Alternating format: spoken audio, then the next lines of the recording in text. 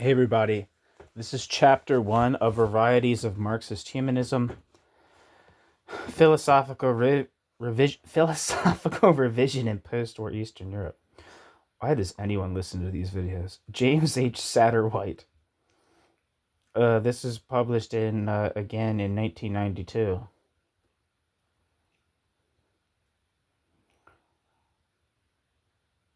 Chapter 1 is titled Polish Revisionism, Critical Thinking in Poland from 1953 to 1968, with the headings Historical Background, Biographical Information, The Critique of the Stalinist System, The Question of Knowledge. And this is quite a large chapter, so this will probably be a large video. So you have to live with that.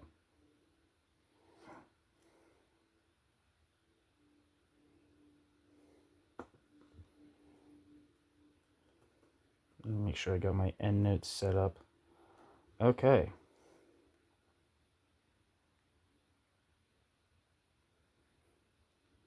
I believe we are ready to rock.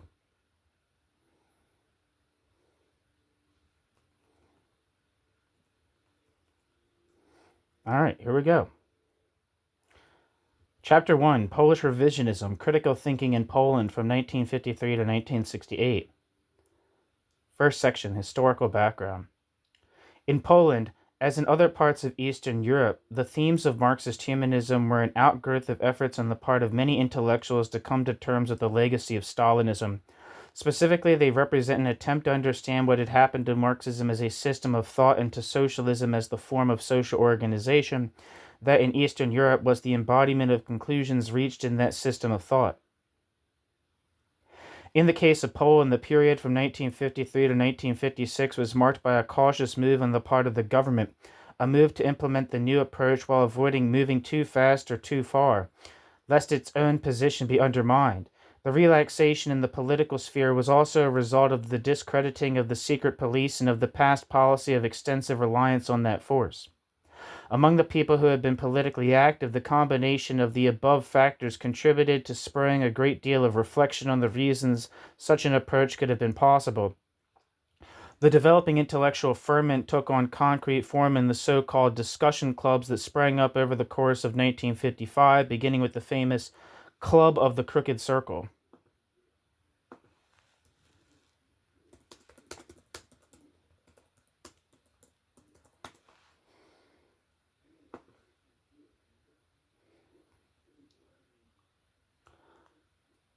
According to Wikipedia, the Crooked Circle Club was a discussion club for young intelligentsia in Poland. It was founded in 1955. The first meeting taking place in an apartment on Crooked Circle Street in Warsaw. It had connections with the Postwar magazine. The club then expanded and met regularly in the Old Town Marketplace, Warsaw, every Thursday at 6 in the evening. The club played an important role during the Polish October and the de-Stalinization of Poland, organizing other clubs in context. The group was heavily involved in the 1957 legislative election. Matters suppressed by government censorship were discussed openly and frankly in the club. After Secretary Władysław Gomulka tightened his control in 1957, other discussion groups were closed, and the Crooked Circle Club was challenged as well, though it survived as the only discussion club in Poland managed by its director, Jan Józef Lipski. The club closed in 1962. Several members of the club received awards for their work, including Paweł Jazienka, Jan Wolski, Władysław Bartoszewski, and Leszek Kolakowski, and Henryk Staszewski,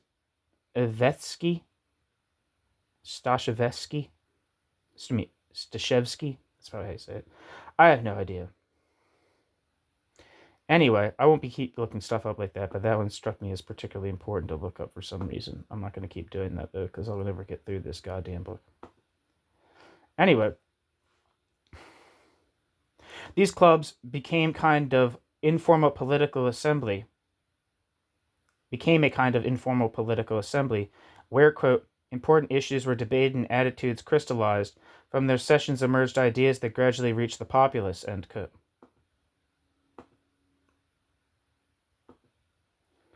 Z. Brzezinski in the book The Soviet Bloc.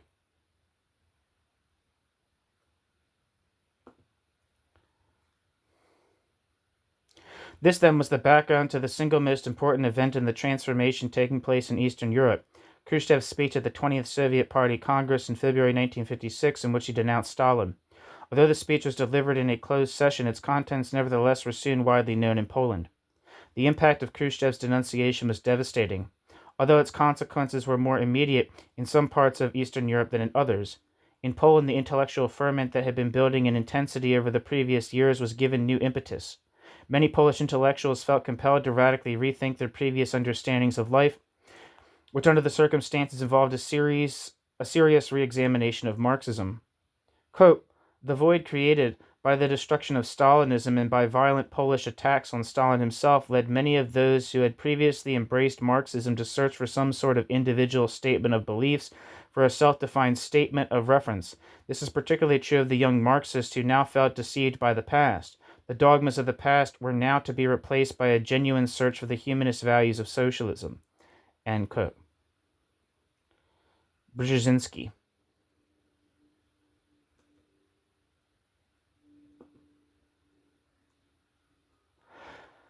The search for, quote, humanist values of socialism was not an accidental byproduct of the crisis of confidence that Khrushchev's speech provoked.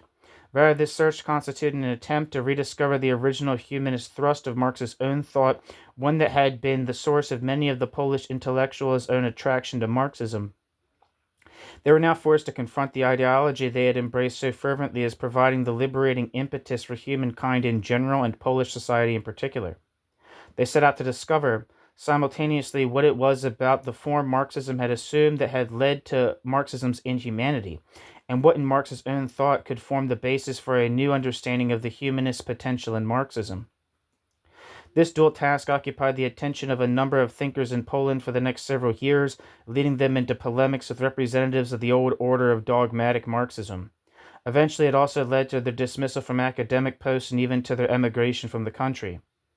Representing this search in Polish intellectual life were not only philosophers but also historians and sociologists, although for a variety of reasons these traditional distinctions do not fit well into the Polish reality of the period in question. The various thinkers shared not only the common goal of redefining Marxism and their own position with regard to socialist society, but also certain very basic attitudes about what was important within Marxism. Within this basic understanding, different backgrounds and approaches were evident, but these complemented one another. Furthermore, institutionally, a common frame of reference was provided by the fact that in the very early part of this period they were all part of what was termed historical materialism. Footnote: see R. M. Fernandez's PhD dissertation, Antinomies of Freedom, on the Warsaw Circle of Intellectual History. Fernandez has very good notes, which cover many facets of the discussion going on in Poland around 1956 and later, and a comprehensive bibliography.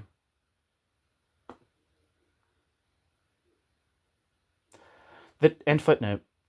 The debate that began in 1955 and carried over with greater intensity in 1956 after Khrushchev's denunciation of Stalin reached its peak in the events of October 1956. Gomulka was reinstated as the head of the party, and with all the ideological shifts that implied, and it seemed to many that a major victory had been won, one that would sweep away the last vestiges of the Stalinist system from Polish life. The Soviet invasion of Hungary in November of 1956 made it very clear that, regarding the role of the party in the relations with the Soviet Union, there were certain limits beyond which no country in Eastern Europe would be permitted to go. This observation, coupled with the gradual rolling back of reform on Gomulka's part in 1957, introduced a new element into the discussion taking place within Poland. This sense was well expressed by Leszek Kolakowski in the preface to one of his early books. He says that the articles collected in a book published in 1957 but written between January 1955 and June 1956, that they were of a, quote, prehistoric, end quote, era that had already become anachronistic. He goes on to say of the book that, quote, in par destruen, I don't know if I'm saying that right, the critique of a harmful tradition was carried out on the whole from a reformist position. It was done with the hope of reforming something which may not be capable of reform. In this light, the author regards these essays as an attempt to reform from before, an attempt at reform before the Great Crisis, the crisis that so revolutionized political and philosophical consciousness that hope has become doubt, although not yet hopeless, end quote. Kolakowski. Initially, the efforts of many thinkers are directed at liberating philosophy, as well as the social sciences and history, from the strict control of the party and its ideological guidelines. This activity was carried on as part of the critique of the Stalinist era, although in some sense it could be said that the critique of Stalinism provided a smokescreen for the introduction of new ideas. In another sense, the fermentation process that was going on was itself part and parcel of the attempt to come to grips intellectually with the legacy of that period. It was not some unrelated agenda slipped in under the guise of this critique. I never know how to say this guy's name. Zbigniew, or Z.A. Jordan, that's how I always call him, whose book on dialectical materialism is on this channel. Zbigniew Jordan, a student of this period in Polish history, has said that three categories of thinkers participated in the discussions of the time. According to Jordan, quote, having attained the independence of thinking from political pressures, this first group entered completely into the ranks of the scholars in their field. Their revisionism was based on the emancipation from the previously accepted limits. After they drew off these constraints, there was nothing to differentiate them methodologically from non-Marxist specialists, end quote. Z.A. Jordan. The second group were those who, quote, in the name of preserving the internal consistency of the Marxist system of thought, wavered on the path of philosophical revisionism and then returned under the wing of the orthodoxy, end quote. Z.A. Jordan. The third group of thinkers was characterized by the fact that the, quote, object of their interest was not a specific discipline, whether in the natural sciences, the humanities, or in the social sciences. Their interest was also not in academic philosophy per se, but in humanist philosophy, end quote. Z.A. Jordan. Quote, humanist philosophy here means, quote, the anti-scientific direction in philosophy, which is opposed to the application of those methods characteristic of the natural or, quote, exact sciences to philosophy, end quote. Z.A. Jordan. In this way, those in this latter group, quote, underline the special character of the tasks and methods, end quote, of the humanities and social sciences over against the, quote, exact sciences.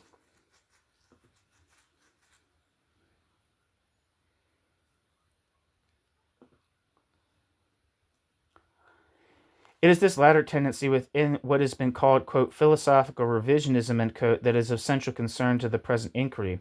Jordan further characterizes this approach as being concerned with, quote, different types or families of worldviews and of positions on the world and life, and, quote, attempting to uncover their structural and typological properties as well as their historical and social functions, end quote. Jordan. This, quote, humanist philosophy can also be called a, quote, philosophy of life, end quote, because it is particularly concerned with analyzing the widely varied attempts that have been made to answer the question of the sense of human life, its place in the natural world, and finally the relation of the individual to society or collective.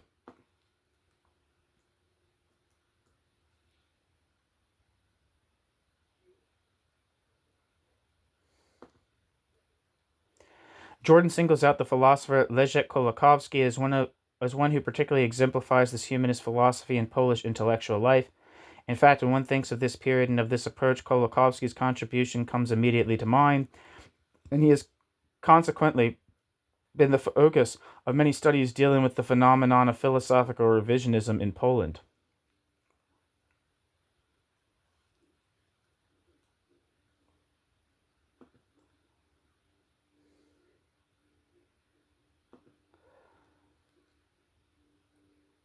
Nevertheless, Kolakowski was not alone in representing humanist philosophy, and the present study will attempt to focus on some others who in different ways can also be said to belong to this category.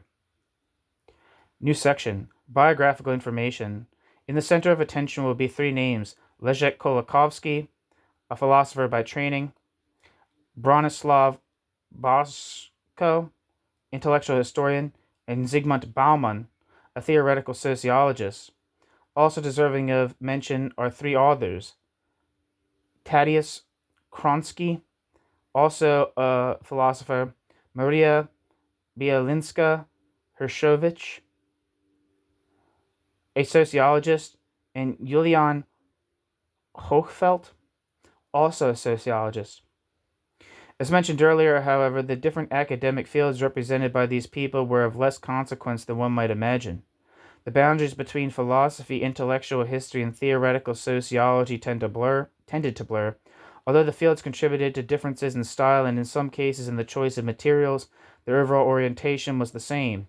In the early period following Stalin's death and Khrushchev's speech, they all were for the revitalization of Marxism, and they all were interested in rediscovering the human dimension to history and social change. The best-known figure in post-war Polish philosophy is probably Kolakowski. He is certainly the best known of those representing the category of philosophical revisionism in Poland, perhaps in all of Eastern Europe.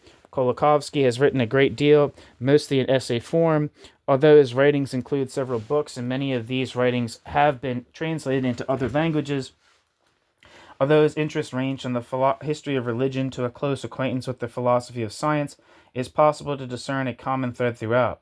Kolakowski was expelled from the party in 1966 after giving a speech at Warsaw University on the 10th anniversary of the Polish October.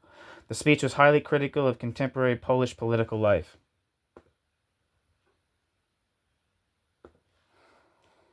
This event was the culmination for Kolakowski of a long process of critical activity in the university.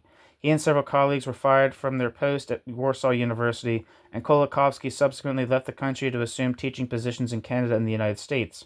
Kolakowski then became a senior research fellow at All Souls College, Oxford University. Bronislaw Boschko. I think I might have something from him on this channel. Yes, I do. The piece is titled, what? Marx and the Idea of the Universality of Man.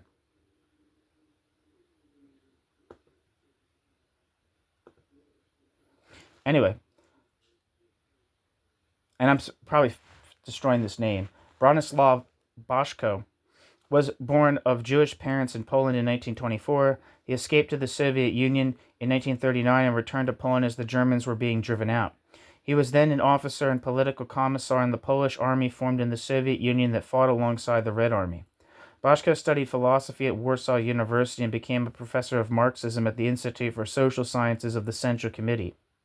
In 1956, he and others moved from this institute in the field of historical materialism to a new location in the Polish Academy of Sciences, the PAN, under the title of the Department of History and Modern Philosophy and Social Thought, which Boschko directed until 1968. Those who worked in this setting were privileged in that they had complete access to Western scholarship and periodicals, a fact that undoubtedly played a part in the formation of critical thought in many of them.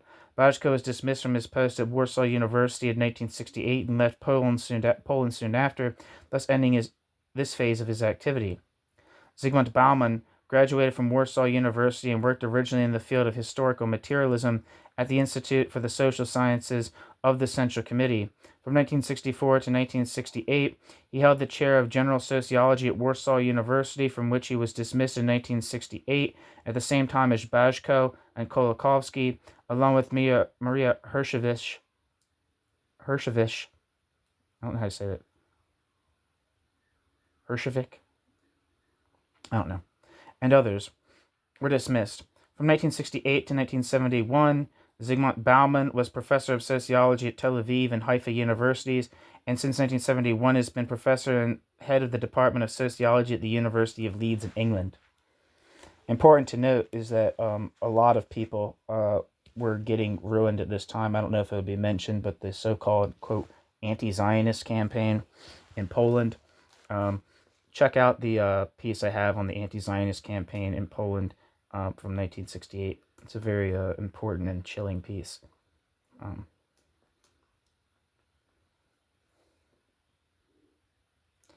In a sense, Kronsky was the forebearer of the others because he was a generation older. Kronsky studied in pre-war Warsaw and at Charles University in Prague. Deported to a German labor camp during the war, he escaped and lived in France, where he was active in the French underground. He returned to Poland after the war. His real interest in Marxism was a post-war development and an outgrowth of both the study of Hegel and his reflections on fascism as a manifestation of the crisis of Western civilization. Kronsky brought Hegel to the attention of Polish Marxists immediately after the war, stressing Marx's links to Hegel and the revolutionary potential of Hegel's thought. Although Kronsky died early in 1958, Kronsky left an impression on those who studied with him, among them Kolakowski and Bashko.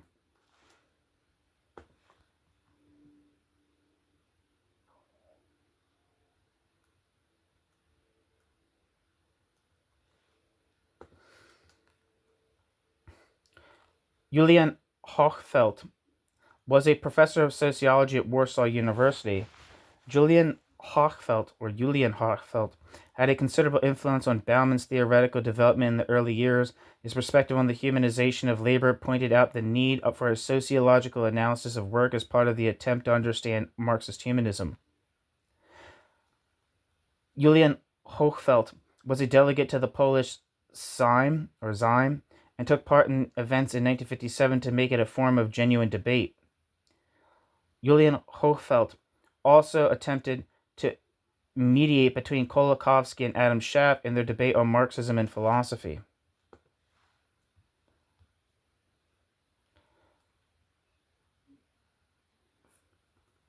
Footnote: in a preface to Something in Polish, Bauman states, quote, "My theoretical views were formed under the influence of Professor Julian Hochfeld, to whose inspiration and criticism, broad intellectual horizons, and eternal creative unrest in large measure I owe their present form," end quote. Zygmunt Bauman. In addition, Bauman draws heavily on Hochfeld throughout the book, quoting from him extensively. As to the way in which Hochfeld oriented Bauman and Hershevich in the practical study of society, Bauman stated in a letter to this author that, quote, "It was Hochfeld who suggested to us that the humanist potential of Marxism can be developed by the study of the socio-political structure rather than by philosophical anthropology, the suggestion we followed," end quote.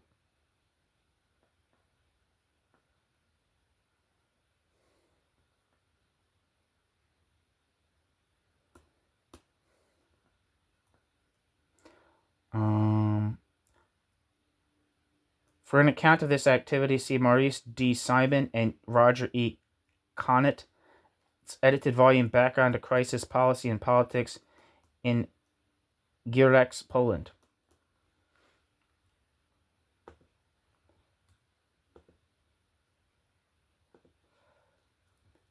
Maria Bielinska Hershowicz was the other figure in the history of Polish philosophical revisionism. Like Bauman, Maria Hershowicz. I gotta look this up. It's gonna bother me.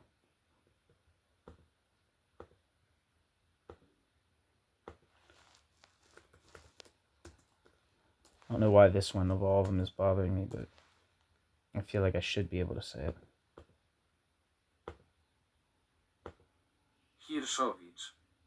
Hershowicz. I'm not saying it right. You're sort of right, wasn't I? Anyway. Maria Bielinska Hershowicz was the other figure in the history of Polish philosophical revisionism. Like Bauman, Maria Hershowicz was influenced by Hochfeld's emphasis on the humanization of labor, and Maria Hershowicz incorporated this perspective in her sociological analysis. Among those dismissed from Warsaw University in 1968, she later went to teach at Reading University in Britain. New section: The Critique of the Stalinist System. All of those involved in philosophical revisionism in Poland devoted a great deal of energy in the early stages of their activity to a critique of Stalinism. This critique had a dual purpose. The first and most straightforward aim was to achieve breathing room for theoretical activity, independent of party control, and to reestablish philosophy and the social sciences as legitimate fields of inquiry. The second aim of the critique was to bring about the annihilation of authoritarianism and thus enhance the possibilities of human freedom. The intellectuals involved in the critique went about their task in two ways. They attacked the bureaucratic nature of the Stalinist system, trying to allow for a more rational and human system, and they engaged in a critique of Stalinist ideology. Although the focus was different in each case, the two aspects of the critique cannot really be regarded as separate undertakings. Each aspect complemented the other, and together they proved a very effective weapon against Stalinism.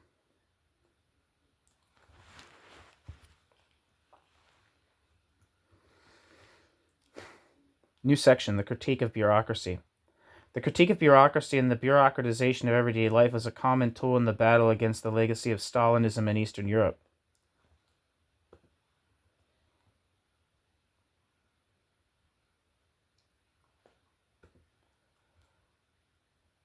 It provided the means of attacking Stalinism without calling into question the value of socialism per se. This is not to suggest that at this stage any of the critical Marxist thinkers are interested in raising this question. They are interested in overcoming, quote, distortions. But to accomplish this task, they also had to make it clear to others that their aim was to eliminate these distortions of socialism. In a sense, therefore, these thinkers chose methods of attack that legitimated their position during the Jesus Christ. In a sense, therefore, these thinkers chose methods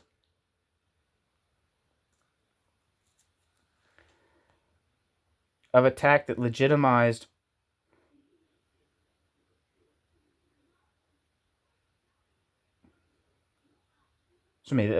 their position during the de-Stalinization period.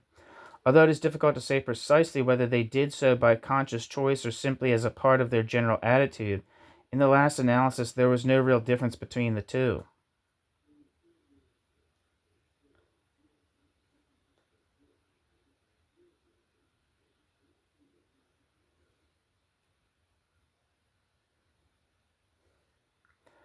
The most thoroughgoing critique of bureaucracy is provided by Bauman.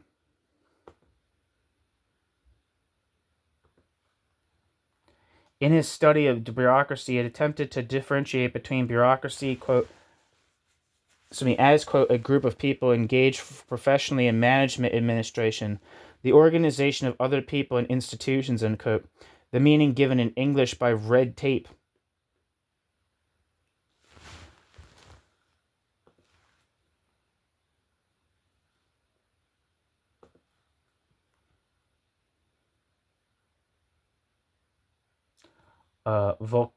Volokita in Russian and Amtsschimmel in German. Bauman studied contrasts as a way of analyzing the distinctive features of a bureaucracy and of determining what caused a bureaucracy to act in terms of the second type. A bureaucracy tends to alienate itself from society and close itself off in a, quote, circle of narrow interest, and, quote, in inverse proportion to the political activity and ability of those in the society. The key to controlling bureaucracy, therefore, is to have an active, aware, and committed public. In practice, this translates to several concrete steps. Quote, the stimulation of factory and regional party organizations to political activity, the achievement of worker self-management in the trade unions, lastly, workers' councils, that key to the transformation of workers into co-managers of their workplaces, the road to a feeling of responsibility for the factory, for the country, and the state, the road to political thinking on the part of the masses.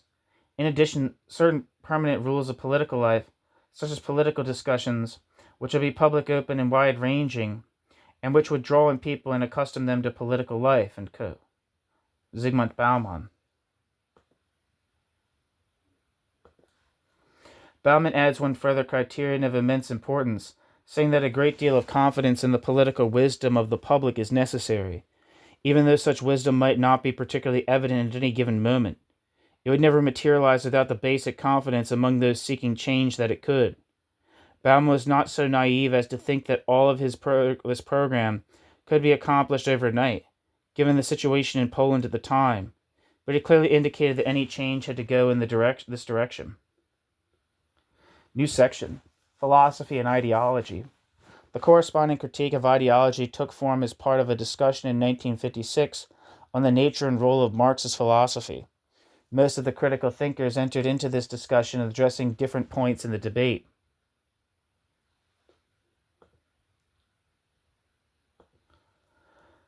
Boschko entered the debate by examining how Marxism should be taught at the university level.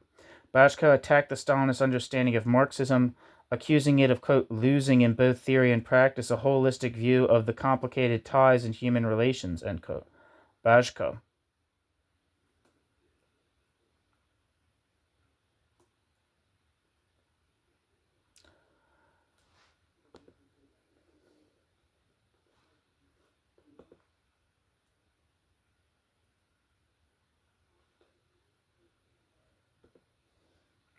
Having lost this holistic perspective, Stalinism, or quote, vulgar sociologism, end quote, as Bajko calls it, could not take into account the multidimensionality of human life. It had lost sight of the complicated interaction of individual and social needs of concrete human beings, thereby contributing to an atomized view of society. This in turn led to a quote bureaucratic functionalistic This in turn led to a quote bureaucratic functionalistic end quote understanding of social phenomena. This line of analysis follows from Bajko's intent not only to critique Stalinism as a theory, but to try to discern the social roots and consequences of occurrences during this period of history. He was concerned that real human beings and their interactions in the context of a web of relations and circumstances had been lost from view. This issue was at the center of his understanding of Marx. He accused Stalinism of abstracting from real-life concerns and presenting a one-sided perspective. He accused Stalinism of, quote, abstracting from real-life concerns and presenting a one-sided picture, end quote. Bajko. To overcome this fundamental defect, an analysis was necessary in Bajko's view of the, quote, problems of humanism, in particular the problems of morality in the Marxist literature, end quote. Because it was here that the distortions of the, quote, previous era, end quote, as Stalinism was euphemistically known, had their greatest effect. Bauman also played an active role in the debates on the state of Marxist philosophy. He linked himself explicitly with Bajko and Kolakowski in addressing the issue, joining them at the same time in a discussion on the role and form of education. Bauman wrote of Stalinism that, even without going into the cause, it was possible to see that Stalinism had destroyed the very essence of Marxism. Quote, Stalinism ruled out social man as the starting point for philosophy, and the relationship of that man to his social natural environment as the subject of philosophy. By the same token, it strangled the deeply rooted revolutionary humanist content of Marxist philosophy. End quote. Bauman went on to stress that under Stalinism, the perspective of nature as an object of human activity had been lost and had been replaced with a view of nature as dehumanized, having nothing to do with human reality. This change of perspective arose from the ongoing debate on whether the division of scholarship into, quote, dialectical materialism, end quote, dealing with the natural sciences, and, quote, historical materialism, end quote, the social ones, represented an adequate vision of the world. The discussion of the content of Marxist philosophy was continued in an essay Bauman wrote in conjunction with another sociologist, Jerzy Viator, in which they specifically discussed the relation of contemporary sociology to Marxism. They began by discussing the category of, quote, ideology as a, quote, class-based deformed reflection of social reality, end quote. They went on to repeat the traditional formulations whereby the proletariat was assumed to have a privileged position in discovering the truth. The conclusions they drew from this, however, were the opposite of those reached by the traditional Marxist approach. Rather than holding that something is true because the proletariat holds it so, the position of the proletariat was held up to scrutiny as well, in accordance with the criteria of verification and falsification. Just because the proletariat is in the ideal social position to discern the true nature of reality does not mean that it cannot also succumb to ideology in the sense given above. Footnote: when Viator and Bauman speak of the ideal, where the, quote, ideology of the proletariat becomes, quote, science, they depart from their definition of ideology as, quote, deformed reflection, end quote, of reality. Even though they qualify the term in the new context, they seem to be shifting definitions.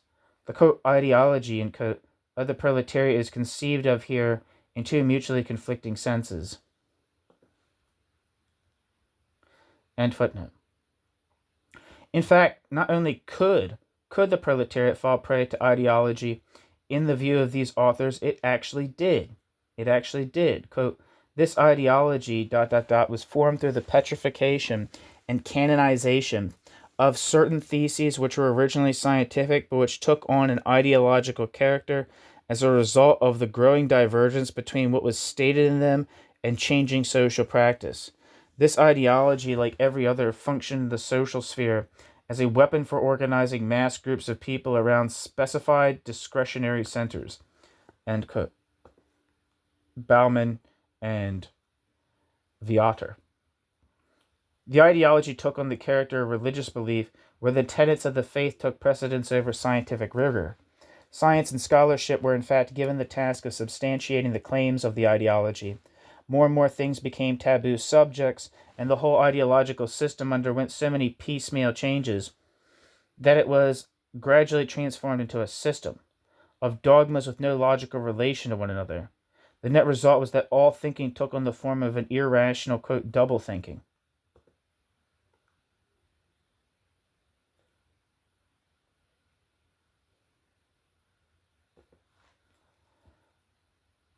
The consequences of this state of affairs were disastrous, according to Viator and Bauman. Any serious scholarship was set back years, and there was therefore no longer any real knowledge of what contemporary society was like. This took place in a system where centralized planning was supposed to set the course of the society and economy based on knowledge of social processes. They call for a truly scholarly Marxist sociology, where the criteria of scholarly inquiry had to take precedence over ideological presuppositions.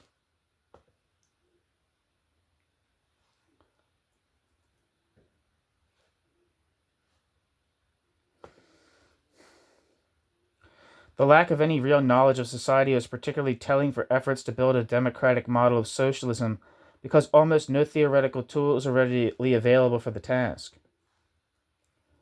Footnote. Later on in the same page, Kolakowski is quoted approvingly with his now famous lines from, quote, I guess this is the article, Intellectuals in the Communist Movement, that the party needs intellectuals to ensure that its decisions are wise, not to marvel at the wiseness of its decisions.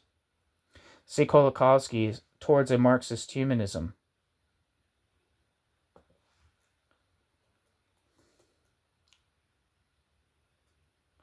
One of the themes of Viator and Bauman's article is shared by many writers of this period, and its best expression was in Kolakowski's essay titled Permanent versus Transitory Aspects of Marxism.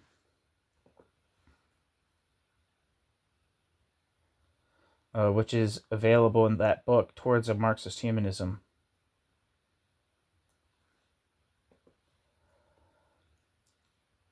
The question as to what was specifically Marxist in theories of society was raised in Kolakowski's essay as part of the attempt to keep what was valuable in Marxism without making an ideology of it. The question was a recurring one, and efforts to answer it generally stressed the need for openness. The response sometimes led to the denial of any specifically Marxist content to social theory. This is not, however, Bauman's answer. He continued to search for a satisfactory solution to the dilemma. In addition to being sharply critical of Stalinism per se, Viator and Bauman singled out the social sciences in the Soviet Union during that era. They accused the Soviets, among others, of building an entire theoretical edifice to justify ignoring ignoring the issue of the contemporary relevance of the social sciences. Predictably, this essay, along with several other essays written by different people, drew a sharp rebuttal from the authoritative Soviet journal Varieties philosophy.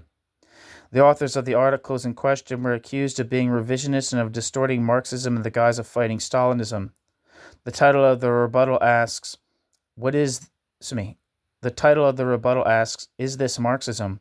And the article concludes, quote, "Without a doubt, no," end quote. The second charge leveled by Varieties philosophy is particularly interesting.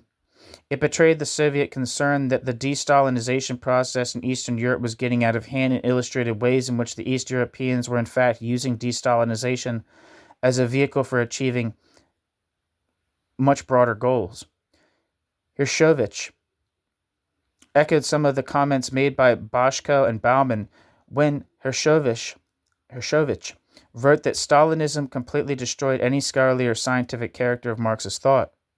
Hershovich also said that it had, quote, completely eliminated the humanist content of Marxism, its moral postulates, and its ties with that which is most beautiful, end quote, in the human tradition.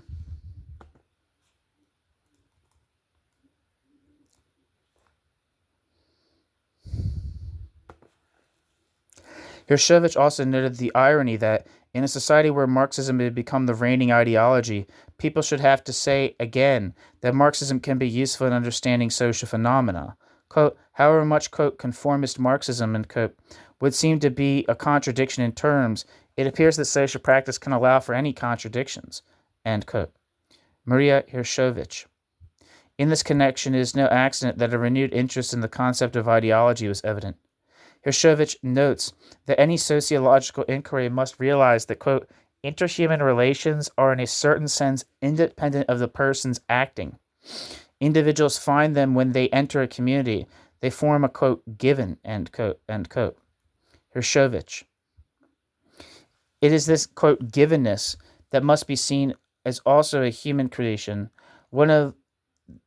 Out of this problem comes the need for an examination of the concept of alienation, which Hershevich takes up in the context of a critique of industrial society. Reminiscent of her article of several years later, the last section of the book is entitled Ideology and Science. In this section, Maria Hershevich examines the social character of knowledge, drawing on Mannheim in the process, as did Kolakowski in his essay on the subject.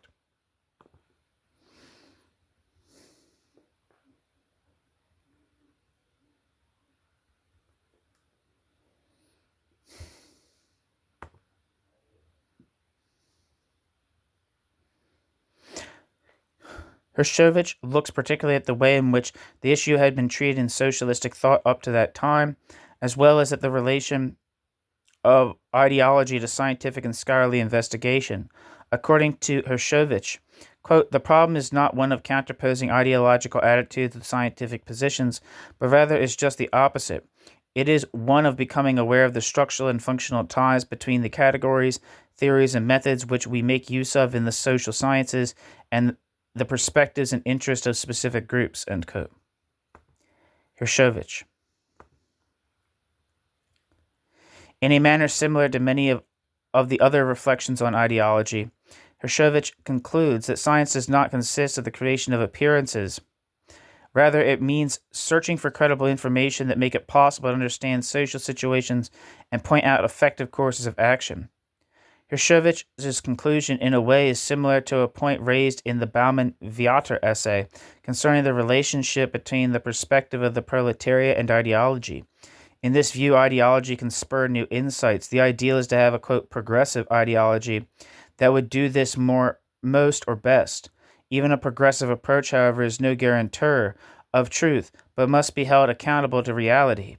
It seems that what interests Hershevich here is the influence of values and attendant choice on the social sciences and the necessity for being clear in one's mind as to the values chosen. Footnote. See Agnes Heller's article, Towards a Marxist Theory of Value.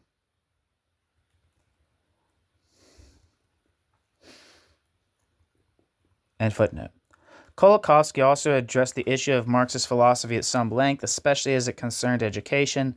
As early as 1958, Kolakowski dealt with the question of how Marxist philosophy should deal with other philosophical currents.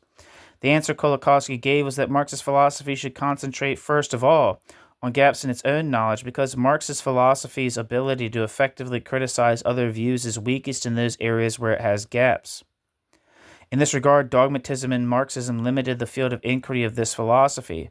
As a result, the dogmatic Marxist criticism would search in the objection of criticism for the element that would fit into the predigested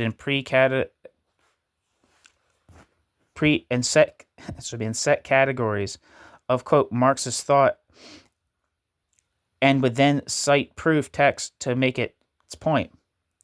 Anything that could not be handled in this way was not worthy of serious consideration. In contrast to this approach, Kolakowski argued for a rigorous analysis of the aspects of an opposing view that gave it its strength. On the basis of this inquiry, one could then prepare a critique, thus, quote, grounding the belief in human reason, end quote. Kolakowski. If Marxist philosophers were to take up this task and explore the questions that writers from other philosophical currents had already investigated, Marxists would be forced to expand and develop their own conceptual apparatus to the point where it would reach the boundaries of the current state of knowledge about the world. Kolakowski is content here with a phenomenological description of the existing state of affairs in Marxist thought. Kolakowski does not attempt to analyze explicitly the social roots of the phenomena described. Nevertheless, Kolakowski makes it clear that not just, quote, mistakes were involved in the, quote, degeneration of critical Marxist thought, unquote. Quote, the immediate source was the necrosis of the intellectual functions of philosophy, and its reduction to a magic ritual whose task was an apologetic of the facade of socialist life. The critique of other doctrines in this situation was not intended to lead to the factual, intellectual convincing of anyone, but rather to become part of a ritual ceremonial. End quote. Kolakowski.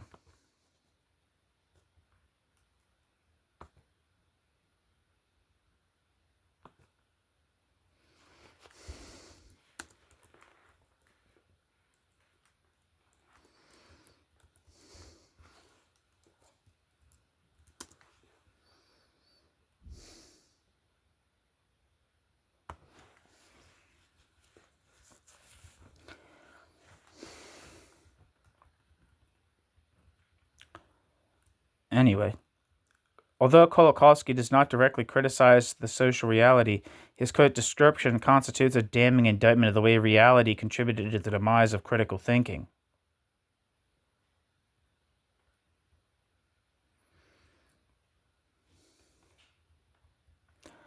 In another article written in 1955 titled Fantasy and Dogmatism, Kolakowski once more takes up the question of the, quote, style of philosophy, to use Boschko's term.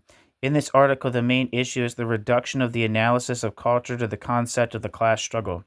Kolakowski advocated the enrichment of the Marxist conceptual framework by explaining social reality, maintaining that explaining social reality is the primary task of the humanities, particularly of sociology and philosophy.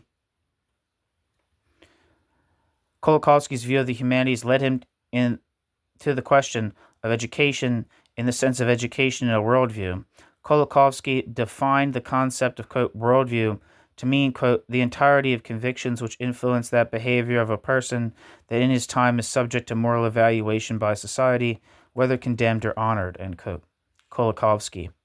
In the Marxist context, education should therefore ensure that the worldview under formation, quote, not only satisfied existing problems, but indeed create a state of dissatisfaction, not only interpreted the horizon of those phenomena already observed, but point out new ones, end quote. Kolakowski.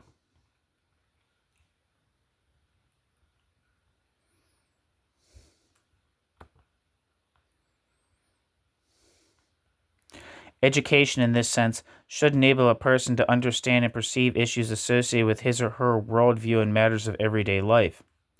Kolakowski's call for philosophy and sociology to enrich the Marxist conceptual framework in order to better explain social reality and, quote, create a state of dissatisfaction, end quote, was shared by Boschko and Bauman. Boschko called for Marxism to, quote, free itself from mythology and go back to its authentic humanist sources, end quote, so that it would explain, quote, the process of its own mythologization and dehumanization of reality that it affirmed in its guise as a socially functioning doctrine, end quote. Boschko.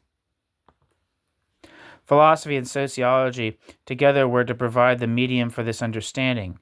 Whereas Marxism had always been regarded by its proponents as being against irrationalism and as being critical, in the period of Stalinism it gradually lost its critical edge and had itself succumbed to irrationalism.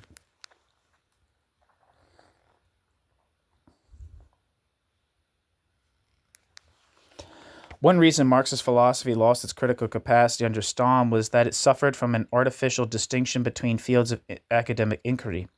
This approach divided all research into either, quote, dialectical materialism, or, quote, histomat, I think it's also often called, I'm not sure, histomat, historical materialism. Dialectical materialism corresponded roughly to the natural sciences, historical materialism to the social sciences, but both categories were rigidly defined. One consequence of the Stalinist approach was that certain aspects of doctrines were not up for discussion.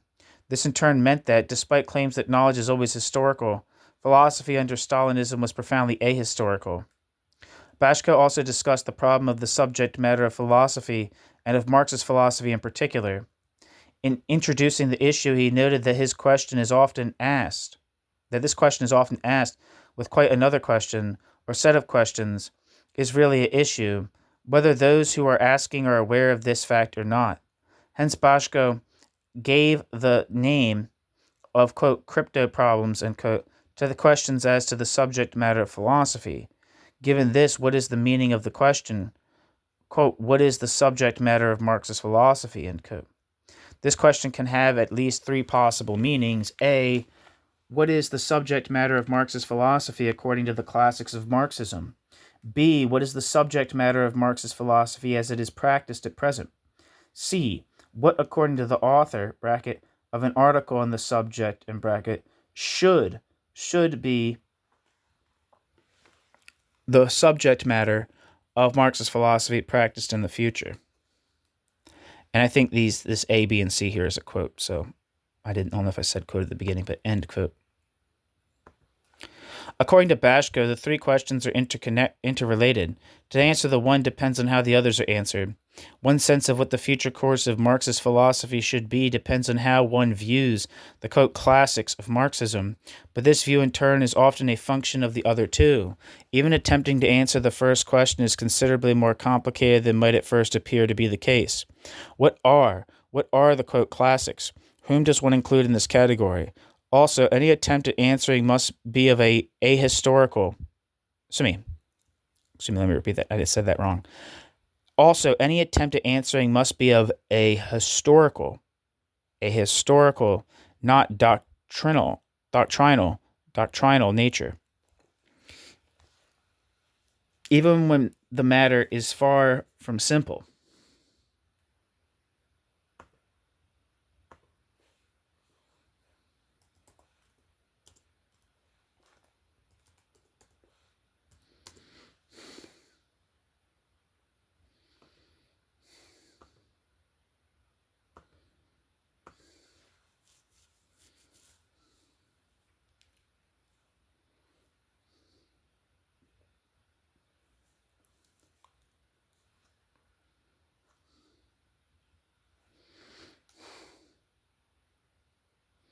Where the hell am I? Even then, the matter is far from simple. It can safely be said that the subject matter of Marxist philosophy is understood in different ways even in these, quote, classics, and that different themes are stressed at different times. The question of what the subject matter of Marxist philosophy is as presently practiced is also a matter for historical research. For purposes of argument, Bashko focuses on Marxist philosophy as it was de facto formulated in a wide range of works over the previous 30 years. That is from 1928, even in cases where the article was not expressly addressed to this issue. It is clear from looking at examples ranging from Stalin to Lukács and Antonio Gramsci that there is a wide differentiation among various approaches. How does one decide what is Marxist? Again, the answer is to be determined not, quote, administratively, end quote. That is, by decree, but through historical analysis.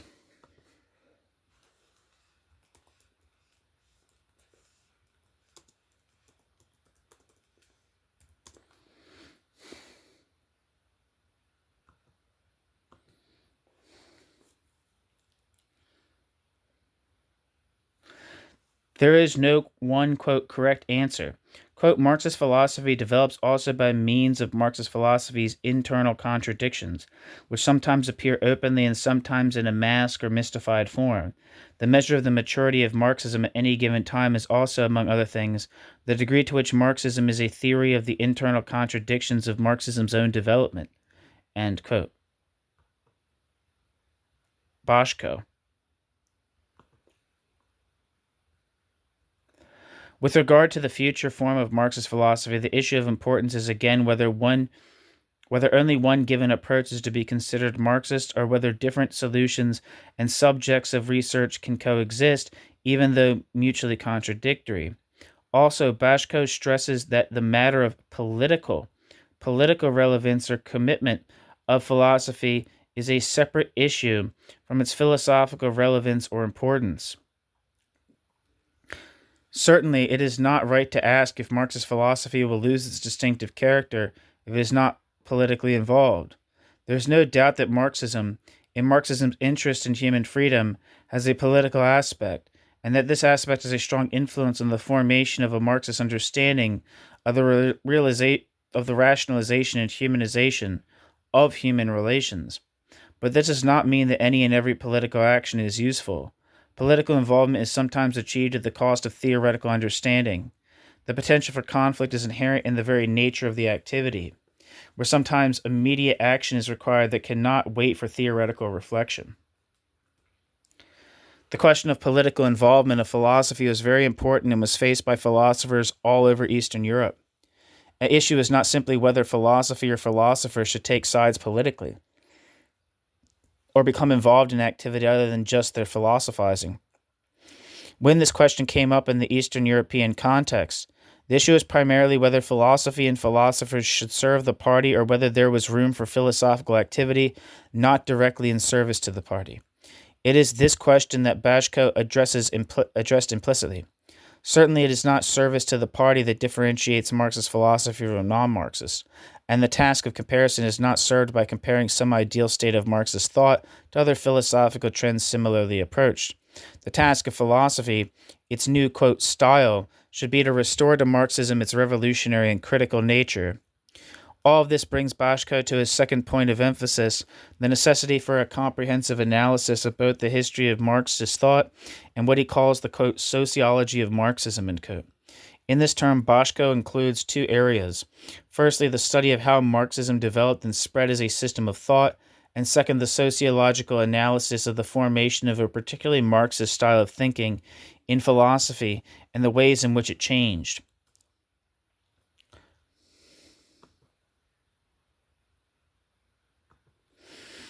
Also included is the need for an analysis of the sociological conditions under Stalinism that contributed to the, quote, disintegration of Marxist thought. The particular style of thinking in Stalinism that characterized the disintegration, quote, was formed under certain specific social conditions and fulfilled certain functions. The atomization of philosophy reflected and sanctioned the processes of atomization specific to that society itself, end quote. Bashko.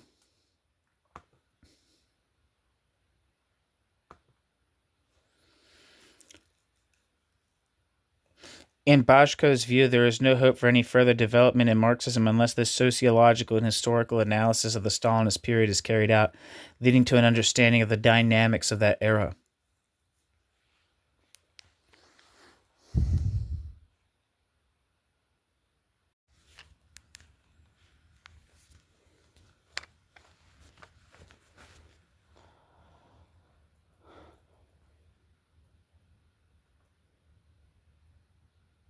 New section, Sociological Analysis. It was Bauman who gave most thought to how sociology was to contribute to the demythologization of Marxism, although Hershevich also addressed this concern. From 1956 on, the issue occupied Bauman in different ways. First, Bauman was battling against the irrational character of Stalinism, fighting for a place for rational analysis and scholarship in general.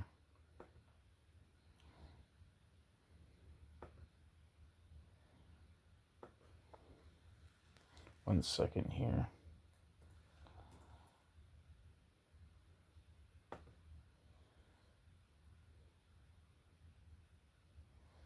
Trying to get to the end notes here.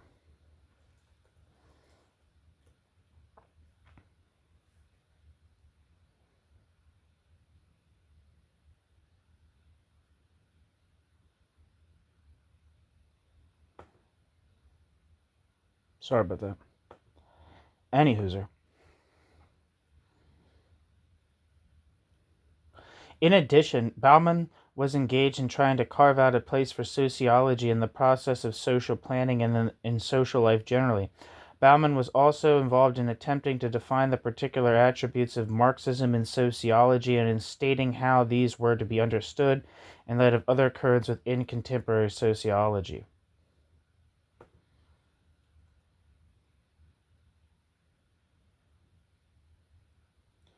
Footnote: the book, something in Polish, was devoted to an analysis of many of the modern currents of sociology through the examination of representative figures.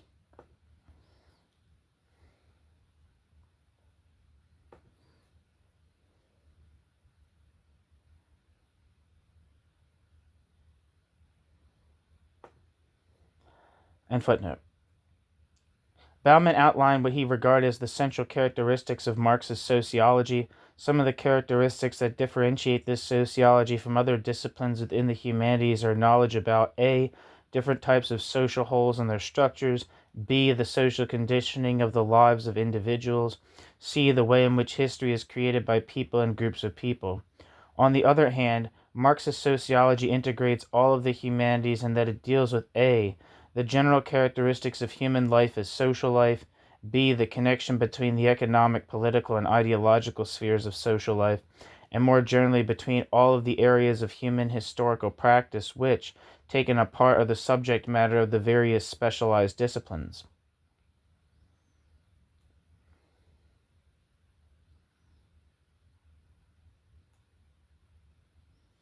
Bauman went on to write more on the question of sociology, this time on the need for a sociology of political parties, which Bauman saw as part of the need to make Marxist sociology equal to the task of becoming relevant for contemporary life. Bauman called for an analysis of the structural factors that not only allowed Stalinism to emerge and caused the, quote, degeneration of Marxism, but also prevented any effective opposition from within the communist movement. Quote, an analysis of the structural principles of the party and their practical functioning can give an answer to the question as to the causes of the Stalinist deformation only when done together with an investigation of the economic transformations which took place, as well as the type of ownership which replaced private property, end quote. Bauman. Among the effects of this, quote, deformation was the total atomization of the working class, making it politically passive and depriving it of any sense of collective identity. This atomization took place more easily because most workers were newly uprooted from a peasant background and had not had much opportunity for forging a new identity. Bauman regards the sociological analysis of political parties as necessary not only for the sake of reviving sociology, but also for creating a theoretical basis for a system of democratic self-management. This is a continuation of a theme introduced in the article co-authored with Viator. Bauman's interest in the sociology of political parties lies in discovering what specifically about the party and socialism was distorted, as well as what potential such an analysis might have for enhancing the democratic process. According to Bauman, at the commencement of an analysis of political parties, questions must be asked in two key areas: the relation of parties to social stratification and the differences between the function of parties in a multi-party system and those in a one-party system. One of the dangers inherent in a one-party system, according to Bauman, is found in the merging, for all practical purposes, of the party and governmental apparatus. When this happens, democracy, intra-party as well as general, is threatened. In reference to contemporary capitalist societies, Bauman writes of the atomization of society and the monopolization of political decision-making by a self-perpetuating and inflexible elite. Bauman could as well have written these comments in reference to socialist societies, and in fact does come close to doing so in places. Another problem raised in connection with this issue of atomization is that of the distribution of political power among the various levels within a party. Where does the control actually lie, and what does this location of control say about the democratic character of a party?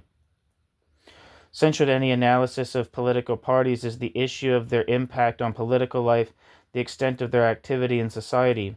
Here the range is from totalitarian parties which totally eliminate any distinction between public and private life, to, quote, limited parties which are concerned only with their voting behavior of their adherents.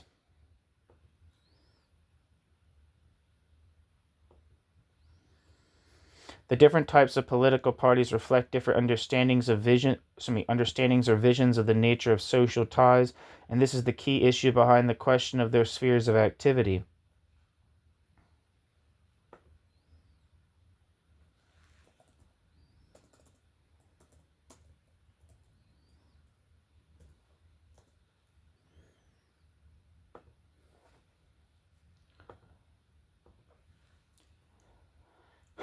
When this fact is properly understood, one can then more clearly see the features in a political party that are conducive to the formation of a different sort of system than the one under critique.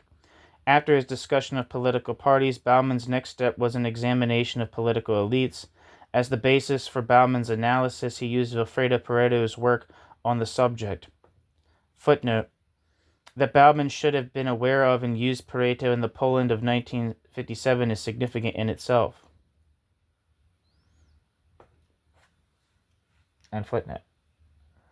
Although there is little direct mention of the socialist context in this article, its relevance is clear even without the links Bauman introduced in his concluding remarks.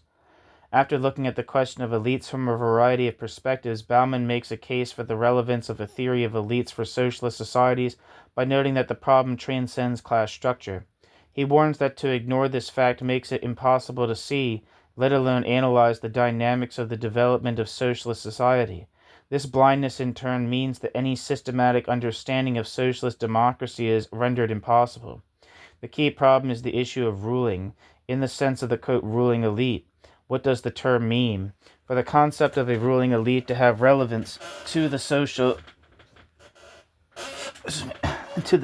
setting, according to Bauman, it can be understood in one of two ways.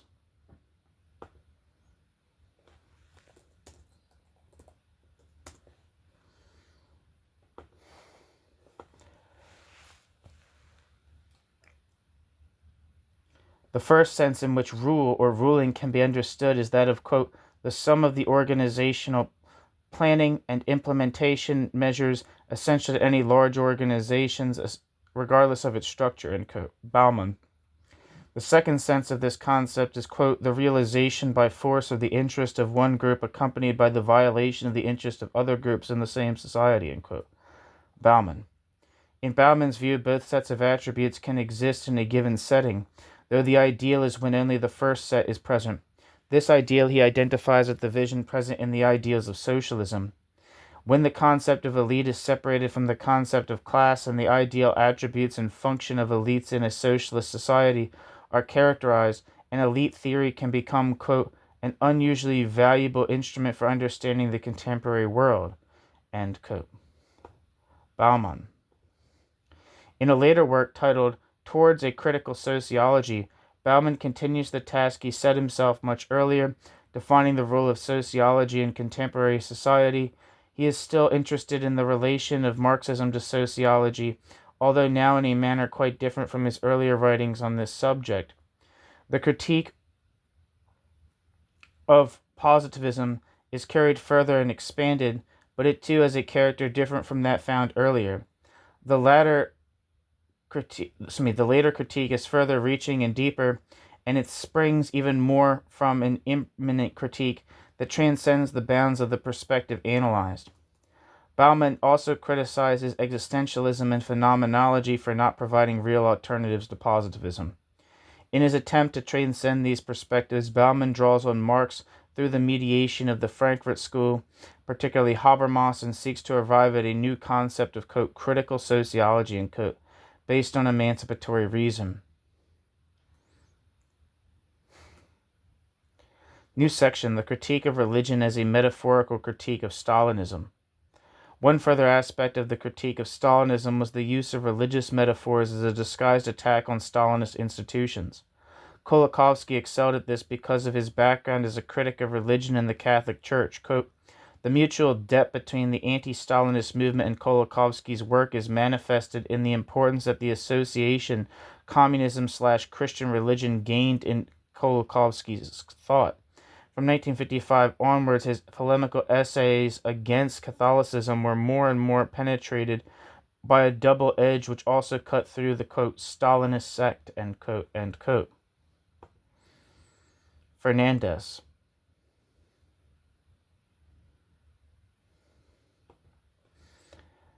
One can already see the development and the implicit comparison between Catholicism and Stalinism in 1956 in the essay titled Catholicism and Humanism. Quote, Catholicism stands for a mental and social situation in which, quote, the religious person accepts oneself as the instrument of designs beyond human reach. The moral judgment is founded on obedience. The intellect accepts authority as the ultimate criterion for truth. Quote, humanism, end quote, in turn recognizes only, quote, human beings, end quote, as the source, the carrier, and end of values, end quote. Bauman. No, excuse me, Kolakowski, excuse me. Wait, no. That quote is from... Fuck. Sorry about that. I'm fucking missaying things. That quote is from Fernandez. I don't know if that's a citation in Fernandez or Fernandez himself. Also, in the humanist view, any content of thought is subject to verification, understanding, and above all, revision. Only in this way can human dignity be affirmed and maintained. Thus, for Kolakowski, quote, the unmasking of the, quote, gods became complementary to the affirmation of, quote, human freedom as the central subject of philosophy, and that in turn became dependent on the possibility of apolitical annihilation. And that in turn became dependent on the possibility of a political annihilation of authoritarianism, end quote. And again, that's also from Fernandez, so I don't know if that's a Kolakowski quote in Fernandez or Fernandez himself. The issue that occupied Kolakowski from this time on was that of the relationship between freedom and institutional control, particularly in the context of a revolutionary movement. This was the theme that led Kolakowski to a study of 17th century Dutch anti-confessional movements, a study that resulted in the publication of a book on the subject in 1965 under the title Religious Consciousness and Ecclesiastical Ties.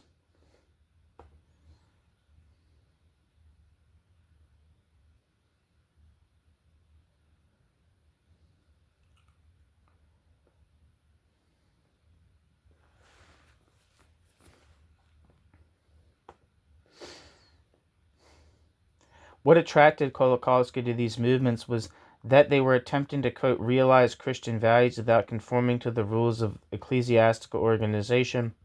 They sought a religious practice which would be free from the, quote, visible constraints attached to church membership, such as credo, rituals, sacraments, institutional sacerdoce, etc. I don't know what that means. Sacerdoce, maybe you know. They tried to form a Christian community that would not be a church.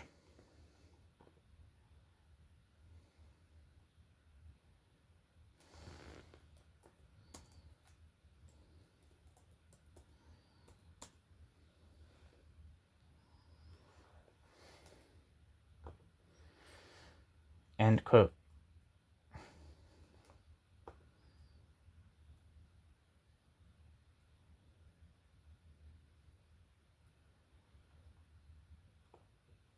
Fernandez. Some of the issues most important to Kolakowski in his study of the anti-confessional movements were those of the relationship between orthodoxy and heresy and between orthodoxy and reform, as well as the issues of democracy, tolerance, and human freedom.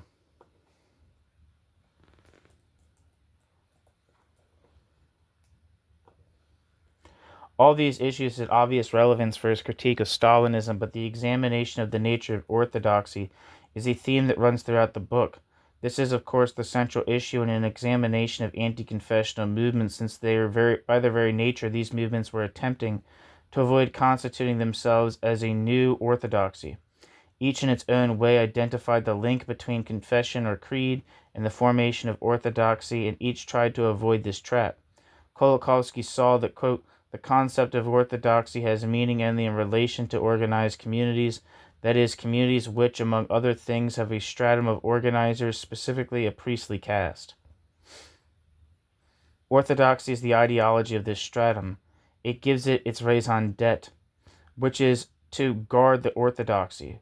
Whenever a heresy achieves organized form, it in turn becomes the orthodoxy and gains strength by battling heresies of its own, and this process of burgeoning reproduction can continue indefinitely, end quote. Kolakowski. In another sense, however, orthodoxy is as much a function of heresy as heresy is of orthodoxy. Kolakowski called it a problem of the chicken and the egg. Quote, if the concept of heresy makes no sense until it is looked at relative to an orthodoxy, in the same way one could say that an orthodoxy, quote, comes into being, end quote, constitutes itself as a function of heresy, end quote. Kolakowski. Kolakowski went on to observe that the very existence of an orthodoxy is connected to the existence of an organization and of authority. Any criticism of this authority, however slight, is a criticism of the whole, whether meant this way or not, because it threatens the central feature of any orthodoxy, its claim to be the sole bearer of truth. One consequence of this which Kolakowski cited, using an example from one of the 17th century figures he studied, is that those in the religious orthodoxy are prone to, quote, rule the faithful with the aid of fear rather than learning. They keep people in darkness and ignorance and beat things into their heads which they themselves do not understand. They usurp control over the civilian authorities and want to use the political institutions to persecute those who do not accept their rule. They condemn an honest life, one lived in accordance with one's consciousness and with the law of the land, as an example of a cult of worldliness, and do the same with any aspiration for peace among people. Any attempt to use reason as a guide they regard as atheism. End quote. Kolakowski. The problem that arises from this description of the nature of orthodoxy is that of reform. The need for reform is clear, but the real issue involved here is not simply whether reform is possible. Any reform movement is by definition heretical to the orthodoxy, which will obviously do whatever it can to prevent serious reform from taking place. As was noted above, any attempt at reform, however limited, calls for the whole of the existing structure into question. So he calls the whole of the existing structure into question. Because of this particular characteristic of reform, however, a strange dynamic is brought into play. Quote, the organic difficulty of every partial reform is that for any reform to be carried out effectively requires that the brakes be put on almost from the very beginning. The chain reaction which causes any critique of the entire orthodoxy to destroy the whole edifice when only part of it was shaken must be held back. If it is therefore necessary to set a limit to the reform from the outset, if in tearing down the original orthodoxy the attempt is made to determine the limits within which it is sacred, then from the beginning the task of negation must simultaneously be a task of construction. That is the simultaneous declaration of a new orthodoxy. In other words, any partial reform can only be successful by adopting an orthodoxy at the same time, or it can only be carried to completion when it becomes conservative, and when it ceases to be reform, it comes into being by ceasing to be itself. End quote. Kolakowski. This then was the central dilemma Kolakowski identified from his study of the 17th century anti-confessional movements. The, quote, annihilation of authoritarianism, end quote, which he so clearly saw at risk the possibility of becoming just like its predecessor. In 1957, Kolakowski had written of the, quote, hope of reforming something which may not be capable of reform, end quote. Kolakowski. As his thought developed, however, quote, he did not relinquish his former assumptions on the radical opposition between freedom and institutional control, but the additional reflection on the repressive function of political institutionalization led him to redefine that opposition as an internal antinomy of the revolutionary movement. It was in that respect that the, quote, utopian, end quote, nature of the left was most pertinent, for, as Kolakowski had it, the left wanted more than power. The libertarian left wanted to eliminate political power as such. It existed in the paradoxical position of a political movement that could not accept the institutional implications of holding power without losing its raison d'etre. In other words, the, quote, left could not sustain a legal system. End quote. Fernandez.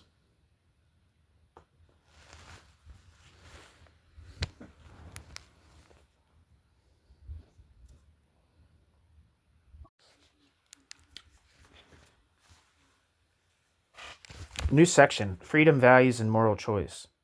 Of the themes that emerged from the critique of Stalinism to occupy a central place in the conceptual framework of these critical thinkers, the most prominent was that of freedom. But freedom can be understood in reference to other key ideas, such as alienation, community, and human creative activity or praxis. All of these concepts are bound up with a specific understanding of human nature, or, quote, human essence. The theme of freedom is taken up in the most comprehensive manner by Kolakowski.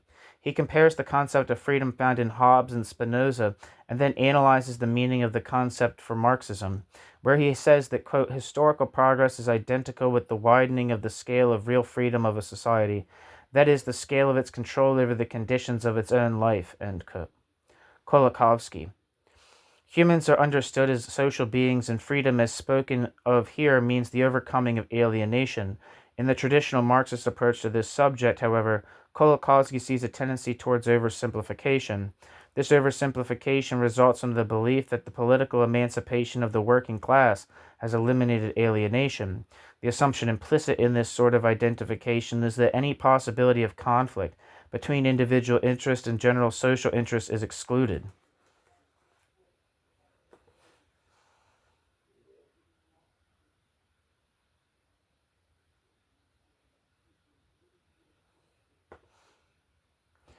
This simplistic assumption produces one of the main problems for Marxist theories of freedom, the relation of individual interest to social interest in a socialist setting. An observation Kolakowski made earlier with reference to the Catholic concept of freedom fits well here. To be free in this view meant to be faithful to the Church, or to every secular authority sanctioned by the Church, that is, voluntary submission to the authorities. Stated metaphorically, quote, the expression of individual freedom for man was the confessional, while the expression of his social freedom was the institution of the police, end quote. Kolakowski. To fail to take seriously the problem of the relation of individual interest to social interest in a socialist setting was to risk identifying individual interests with social interests, which in turn were identified with the interest of those in power. The only way out of this dilemma was to see the problem of a function of the degree of democratization of public life. The greater the degree of democratization, the less likely it is that individual and social interest will conflict. This in turn means that an individual's freedom to choose his or her own fate, quote, can be extended to the maximum degree possible, not over against the interest of society, that is, the interest of other people, but in unity with them, end quote. Kolakowski. Here Kolakowski returns to the original definition of the Marxist concept of freedom set forth in this article, something in Polish. Social development, historical progress in all its dimensions grows out of the tension between individual aspirations and the possibilities in a given society for their satisfaction, or from the lack of freedom in a Marxist sense. The key to understanding this approach lies in realizing that human progress is possible because the satisfaction of existing needs continually gives rise to new needs. The implication is that the process of freedom is not a one-time occurrence, such as a successful socialist revolution, but is rather ongoing and open-ended, with new aspects being created in the process. The theme of freedom as the control over one's choice in a social context is continued in the discussion of the interrelation between one's worldview and everyday life. As was seen earlier, the connection was a very important one in the sphere of education. In this latter article, the emphasis is on the question of the meaning of life. Kolakowski asks what we mean when we ask that question. In answering, he focuses on several themes that appeared in other articles: the need to be open to change, to be critical. The meaning of life is tied to human activity. Quote, the consciousness of active existence with historical reality accompanies every authentic and thus every free human creativity, political, artistic, scientific, that of everyday life and every other kind. Every value, every passion that gives meaning to life gives it through the sense of participation in creating the rhythm of history. End quote. Kolakowski. Kolakowski sees freedom as closely linked with the concept of moral responsibility. Freedom as the freedom to define one's own existence in a social context necessarily means determining that what is right, or at least the best course of action in any given circumstance. As Kolakowski puts it, quote, History is not merely a remote and different force like the gods of Epicurus, but a series of situations that we are concretely engaged in independently of our will. If this involvement is a voluntary act of the individual, then it is also a moral act, at least in the sense that some values accepted in other circumstances come to the fore here as decisive factors. End quote. Kolakowski. Elsewhere, Kolakowski quotes an account of God speaking to Adam after the creation, where God tells Adam, quote, you alone have freedom of growth, intensification of your essence. You have in you seeds full of life, end quote.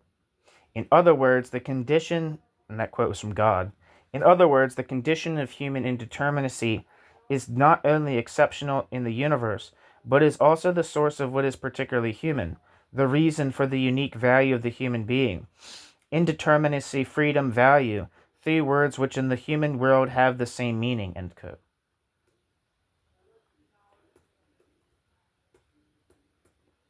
Kolakowski. How values are chosen, accepted, and applied becomes the question for Kolakowski, especially in the socialist context. There the problem became acute as a consequence of Stalinism. Stalinism involved what Kolakowski calls the, quote, problem of the single alternative, end quote, where, quote, every criticism, would amount objectively to an automatic adherence to the reactionary camp, end quote. Kolakowski. This phenomenon fosters two kinds of response in particular. One is total commitment to the cause, the other is escapism. Escapism can be seen as, quote, the ideology of renouncing choice and results from the confrontation of two social facts, the ideological consciousness of the anti-Stalinist left on the one hand, and a reality that bars this consciousness from asserting itself in social life on the other, end quote. Kolakowski. The other common alternative, total commitment or dedication, results from the belief in some sort of historical necessity or inevitability. Neither response is adequate, and overcoming the dilemma presented by Stalinism is the most urgent task. The escapist withdraws because no alternative means of preserving values seems apparent, whereas the one who is dedicated denies the values in practice. For, quote, moral duty is the conviction, perpetuated in a given social setting, that certain types of values are ends in themselves, not just means to an end, and others in and of themselves are anti-ends, that is to say, proscribed. If historical necessity is seen as an ultimate unlimited process without a defined final stage, or if an ultimate goal is attributed to it that has not yet been attained, but constitutes merely a promise for the future, and if, at the same time, moral judgments are subordinated to the realization of historical necessity, then there is nothing at all in daily life that can be an end in itself. In other words, moral values in the strictest sense cease to exist. And Kolakowski. Here, Kolakowski forcefully stresses the theme of the value dimension of life. To live in history involves moral choice. Even the escapist cannot avoid this, because escapism entails only an illusion that commitment is being avoided. In pursuing this theme, Kolakowski looks at the derivation of value and concludes that the world of values is rooted in the, quote, material conditions of social life, end quote. There are many possibilities for the choice of values. By its very nature, moral choice is a social phenomenon. As such, it becomes a part of the historical process and can influence its outcome. In fact, any social setting calls forth certain value judgments in the form of duty, and the specific features of duty in this sense spring from the needs of that society. This is what is meant by the statement that values are, quote, rooted in the material conditions of social life, end quote. Kolakowski.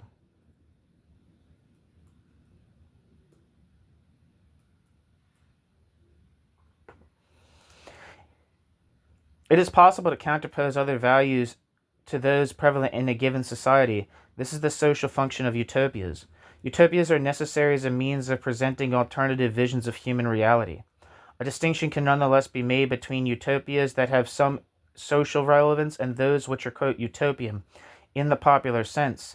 The distinction, however, is not whether the alternative vision is immediately realizable, but its very nature By its very nature, it must point far beyond the existing reality. There is always some point, though, where utopian thought no longer makes contact with any potentialities latent or implicit in the given reality, and at that point, that thought loses its relevance.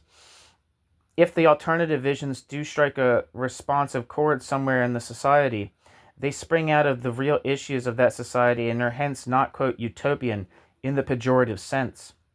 The question of moral choice applies equally to the evaluation of political choices, all the more so where life has become totally politicized. Quote, each choice we make arises from a combination of the values we affirm and of knowledge about the probabilities of their being realized in specific conditions. The goal in social life is to provide the conditions that will allow for and encourage alternative visions of human reality and knowledge about probable outcomes of moral choices. For us to know the probable outcomes of moral choices, every possible facet must be examined to see if anything can call it into question. The society must be structured in such a way that this feature is built in, which is what Kolakowski was working toward by calling for democratization as the structural component of choice. As a reality and as a recurring possibility, Stalinism represented the antithesis of the possibility of moral choice. It regarded itself as, quote, an end in itself, and thus autonomous of the social forces that engineered it. What Stalinism implies in the life of communist parties is not that they are so badly organized that they do not allow for the control of the party masses over the authorities. It means that the social function of the party is to render impossible a change in this type of organization, end quote. Kolakowski. Although the above lines were written as a critique of Stalinism, they were equally a warning against a return to Stalinist principles after the, quote, Polish October. These principles have begun to reassert themselves more every day, although certainly not on the scale of the Stalinist era. In his discussion of the roots of escapism, Kolakowski used the term anti-Stalinist left. Anti-Stalinist left. Used in passing, the term is the subject of a penetrating analysis in the article The Concept of the Left, an essay Kolakowski wrote a few months before the essay Responsibility and History, Responsibility and History, also in 1957. This analysis can also be said to mark a change in Kolakowski's own approach after November 1956. Quote, before Kolakowski was positioned to confront the, quote, enemy on behalf of total reform, now he was involved in an internal dispute among reformers. Before his ideas were meant to rally the communist movement as a whole, now he found himself to be a spokesman for a wing of the movement, which he called, quote, the left, end quote, Kolakowski.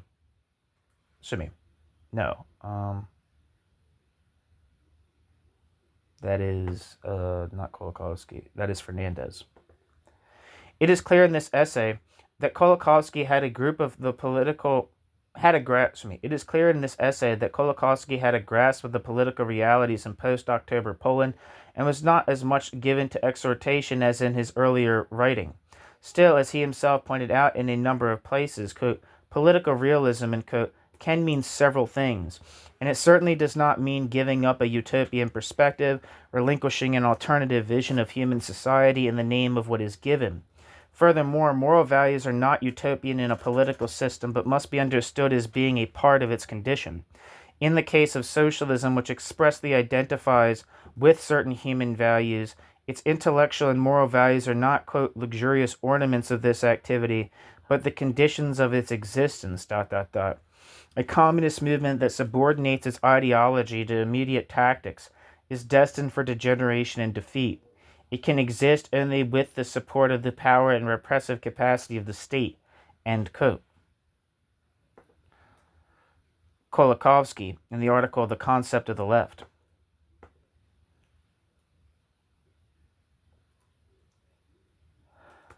Part of the function of a utopian perspective is to provide the basis for a critical perspective, and in this sense, Kolakowski freely admits to being utopian, but not in the sense of a perspective cut off from, quote, reality. In the article, The Concept of the Left, Kolakowski introduces the term leftist socialism to designate the contrast between the critical perspective that Kolakowski identifies with the, quote, left, and with which socialism as a whole traditionally was identified. This distinction is necessary because, quote, a communist movement whose sole form of existence is sheer tactics, and which permits the loss of its original intellectual and moral premises, ceases to be a leftist movement, end quote. Kolakowski. Bajko entered the discussion of freedom through his reflection on the task of philosophy. Specifically, Bajko examined the relationship between freedom and necessity. Bajko understood Marx on the question of freedom to be referring to the concept of a, quote, socialist context, unquote, in which freedom would consist of, quote, universally developed individuals whose social relations are their own joint relations and are subjected to their common control, end quote. Bajko. The version of the relation between freedom and necessity in Stalinism, Bajko argues, too often tended to stress only necessity, where freedom meant conscious conforming to the objective laws governing existence. Left out of the picture was the awareness that in a socialist society, quote, freedom in the various aspects of social life, socialist democratization of social life as the political form of the process of the liberation of man and of the many-sided development of his activity, is a necessary objective condition in order for the laws to be used consciously, end quote. Bajko.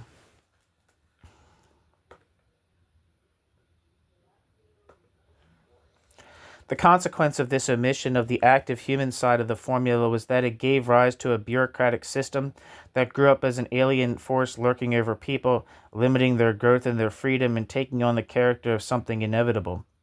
In an article titled Hegel, Marx, and the Problems of Alienation, Bajko returned in a different way to the theme of Hegel and freedom that is found in the work of Kronsky.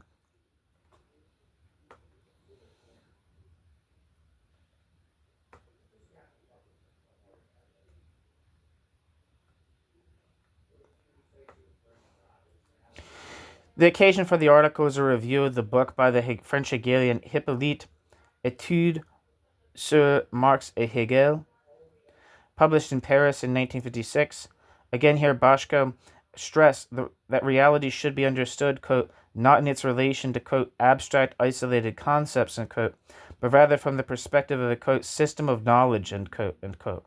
Bajko. Like Kronsky, Bajko was adamant that Hegel is not an apologist for reality as given, quote, only the process of historical development understood by Hegel as a process of consciousness, as a process of the realization of the idea of freedom through its alienated forms is real. Only the unity of the substantial and of appearance, arrived at in the complex dialectic of this process, is, quote, true reality, end quote, end quote. Bajko. Like Kronsky, Bajko placed the emphasis here on the development of freedom as true reality. He went on to examine the nature of the, quote, alienated forms of this reality through a confrontation of Hippolyte with Georg Lukács's reading of Hegel. Bajko accused Hippolyte of an ahistorical understanding of the problem of alienation in contrast to that of Lukács, which Bajko held was consistent with that found in Marx's economic and philosophical manuscripts.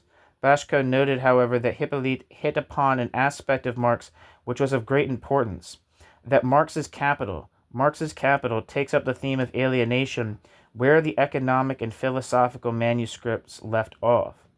Quote, to the extent that in the economic and philosophical manuscripts, Marx showed how the alienation of social man takes place in history and how capital becomes the product of this alienation, then in Marx's Capital, this very product of alienation becomes the point of departure for the analysis, end quote. Bajko.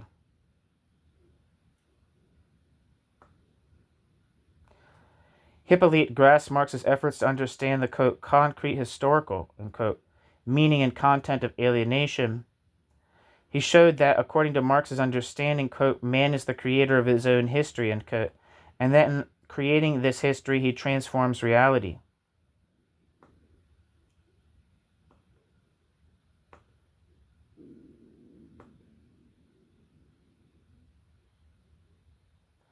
Thus, Bajko used Hippolyte's insight to point out what he regards as the central feature of Marxism, that, quote, at the base of the Marxian conception of society lies the understanding of the free, integral, complete development of every individual, end quote.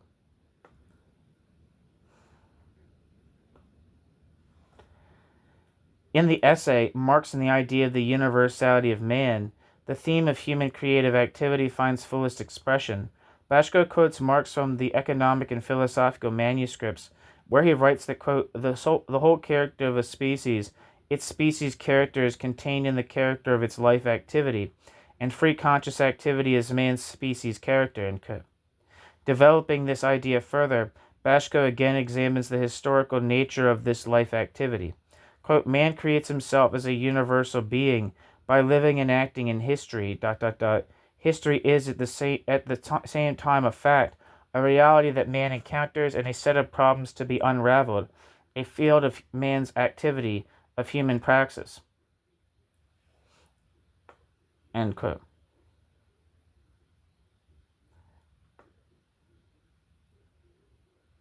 Bashko, in an article titled Marx and the Idea of the Universality of Man, which is on this channel, actually. Bashko further writes that, quote, man is a being who, on the basis of his activity, grasps the world of nature and the world of his own history as a totality that is for him a meaningful structure, end quote. Bashko. Meaning is not discovered but created, quote, by the way in which humans relate to the world, end quote. Bashko. Man transforms things into objects of his needs, gives them human meaning, and endows them with values, ... The universality of man is based on the fact that he applies to the world his specific human standards of values. End quote. Bashko. Again, the twin concepts of need and value come to the fore. Bashko stresses that, quote, need does not mean simply, quote, biological need, end quote, but includes what he calls, quote, spiritual needs, end quote. Those, quote, connected with man's striving towards a comprehension of the world, towards self-affirmation, etc., end quote. Bashko. These, quote, spiritual needs are those that, following Marx, Bashko characterizes as specifically human. It is through the medium of needs that humans first confront their environment. They have needs that must be satisfied, and the environment provides the means for doing so. For Rousseau, this first step in satisfying needs forges the initial link in the chain that makes up the social order. At some point along the way, needs become independent of the person. They are no longer the person's doing, but are imposed by society. They function as an element of their own reality, change and grow spontaneously, and are entangled in a net of ever more complicated interpersonal relations.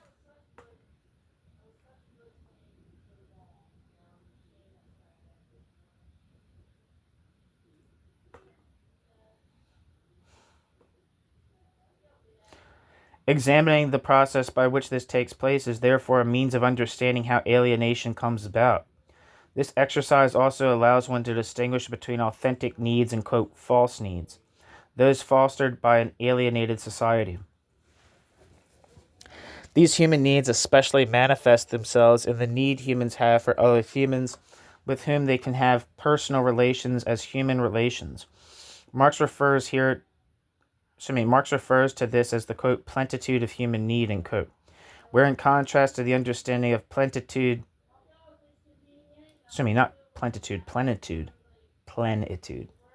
Marx refers to this as the, quote, plenitude of human need, end quote, where, in contrast to the understanding of plenitude or wealth as the collection and possession of objects and goods, this, quote, plenitude of human need, end quote, means, quote, the fact that man, quote, needs a complex of human manifestations of life and his self-realization exists as an inner necessity, a need, end quote. Marx, end quote. Bashko.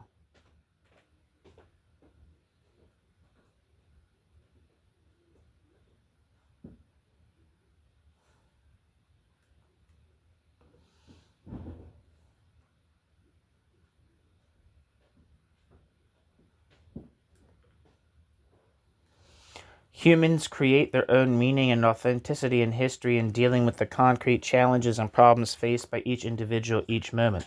But mass inauthenticity is also possible, understood as the, quote, depersonalization of human existence, of interhuman relations, and of the individual's relation to himself, end quote.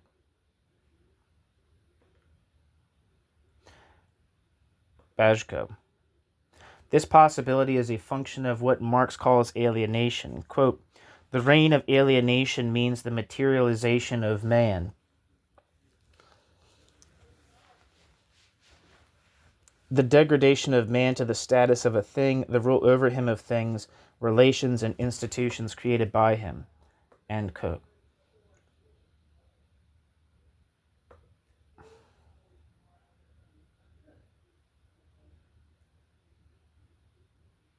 Bajko.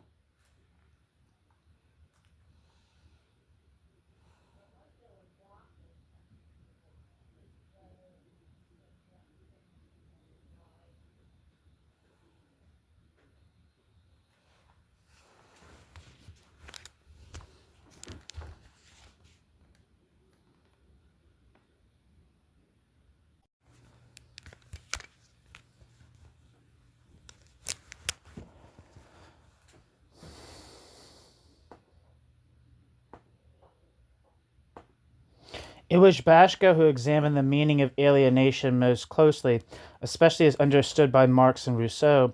Alienation is the core theme around which Bajko organizes his study of both Marx and Rousseau. Where there is alienation, it is understood in reference to an ideal situation in which alienation does not exist or is overcome. For Rousseau, alienation is tied up with a world of appearances, in contrast to the authentic world. According to Bajko, quote, the distinction between, quote, to be and, quote, to appear to be, quote, is found somehow at the center of Rousseau's entire conception. Connected to it is, the search for the sources and mechanisms from which the world of appearances and of man's apparent existence is formed, end quote. Bajko. By the very act of positing the duality, Rousseau posits the possibility of its being overcome. In Bajko's understanding, this is done in two ways. First, according to Rousseau, to reveal inauthenticity is simultaneously to unmask it. The other method is more complex, although similar. In any vision of the world where a distinction is made between, quote, appearance and, quote, authenticity, with existing reality characterized as, quote, appearance, an appeal to some ideal is always implicit in the characterization. Not only is an appeal to some ideal always present, the very act of making the distinction between, quote, appearance and, quote, authenticity helps to create that ideal. Quote, authenticity is always bound up with a utopia, or even with many utopias. These utopias can be already clearly formulated and definite, or they can be partially so. Quote, utopia, here, is understood in the sense of going beyond the given reality in the name of a set of values counterposed to the given reality, in whose name the given reality is held to be, quote, apparent. The, quote, world of appearances, and, quote, the alienated world, is a world in which the fundamental bonds are those of private interests. It is a world where interaction takes place between isolated individuals operating according to their own perception of their interest. Contrary to the prevalent view, this modus operandi does not lead to social harmony, according to Rousseau, but to competition, the crossing of private interest and social chaos. It destroys the person.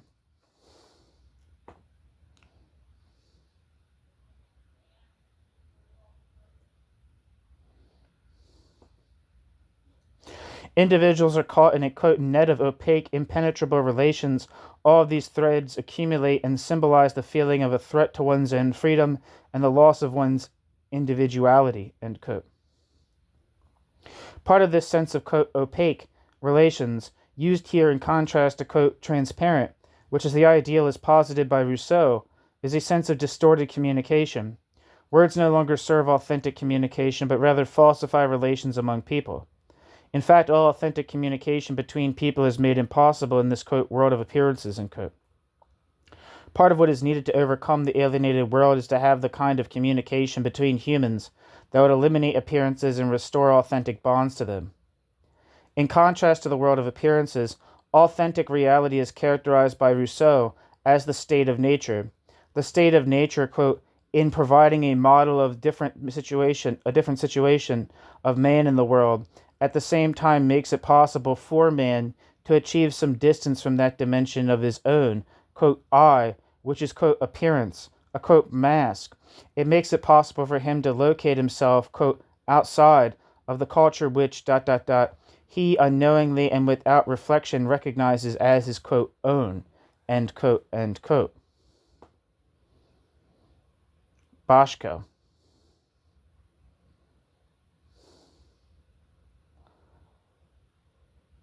Footnote. See Kosick on the role of philosophy and art in providing this, quote, distance. This theme is also touched on by Boschko at the end of his section on the, quote, antinomies of solitude. There is also a parallel between Kosick and Boschko on the question of the relationship of a work of art, to its creators and others.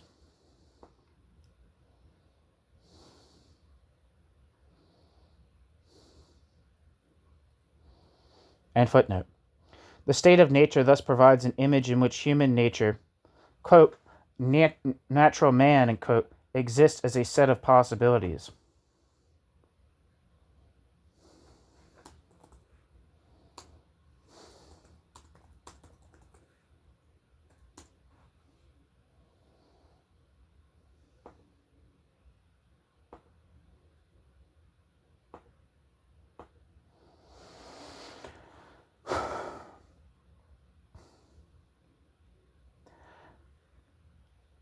Potentially, humans are creatures of reason and beings who are free, for they have the freedom of moral choice.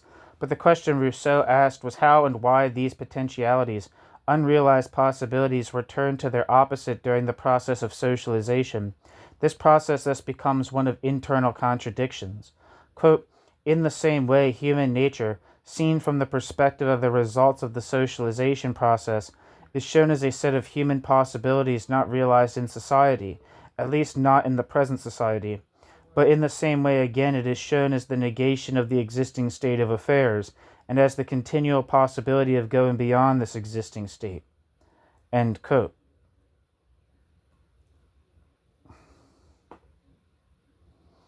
Boschko. The subject of socialization opens up two other facets of Rousseau's thought that are important for Boschko.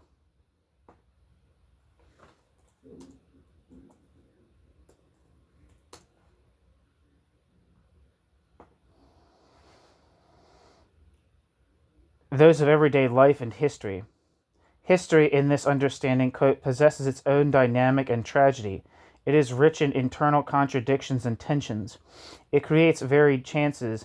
It is the terrain of human creativity, of man's self-realization, but also of the loss of his own humanity, end quote. Boschko. History is not a mere assemblage of facts or events, but is rather the area in which is located the world that for modern man constitutes his own given world, the world of his everyday life. Natural man does not need to reflect on history or the meaning of history.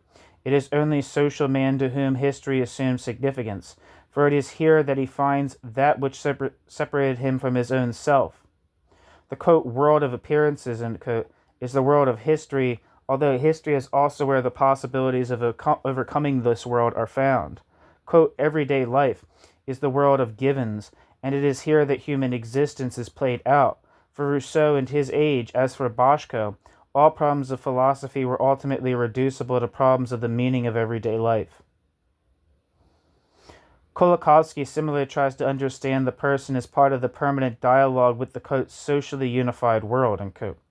In this dialogue, quote, the activity of creative expression, an activity which realizes the person, as well as the opposite activity, that which consists of the appropriation by the person of the world, is already modified by their own expressive work, constitute two opposite processes where each brings about the other, end quote.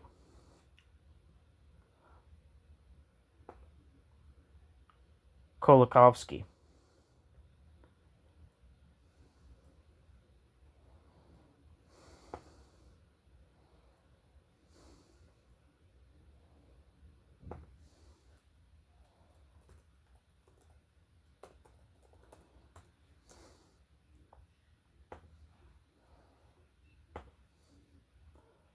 Several consequences emerge from this interpretation of the person. One is the possibility of analyzing social reality in terms of whether it enhances the person or is destructive of the person of authentic development. Included is the question of interpersonal communication, in which authentic communication presupposes an understanding of persons as irreplaceable, as ends in themselves.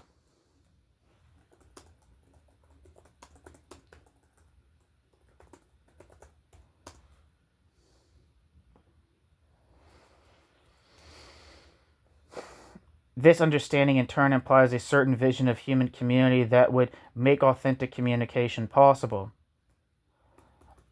Kolakowski is very close here to Bajko's exposition of Rousseau. Bauman has an understanding of community that is quite close to these others. In Bauman's view, quote, liberalism saw the community as a major obstacle on the way to individual freedom and understood the body politic as the only desirable form of super-individual integration on the new societal level, with citizenship as the only integrating link, while socialism aimed at the reconstruction of a community-type integration on a societal level. End quote. Bauman.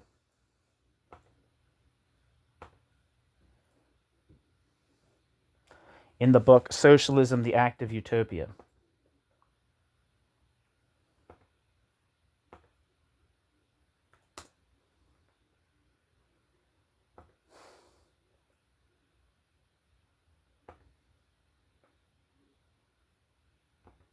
Fuck.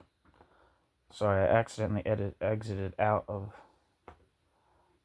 the PDF.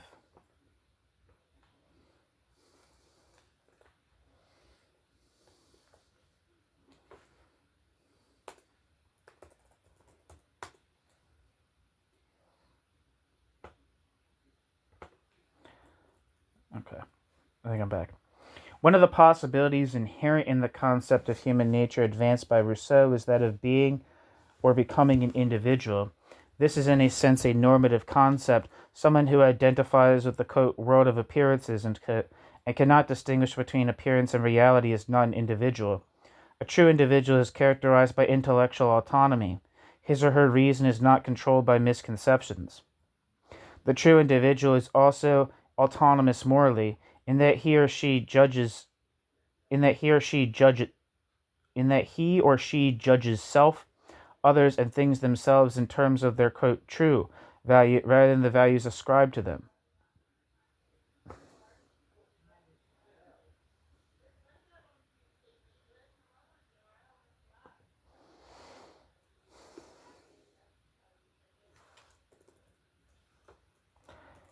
Being an individual entails being free from the world of appearances. In fact, quote, to be oneself means to be free, and roads of liberation from alienation are the roads of freedom. End quote. Bauman.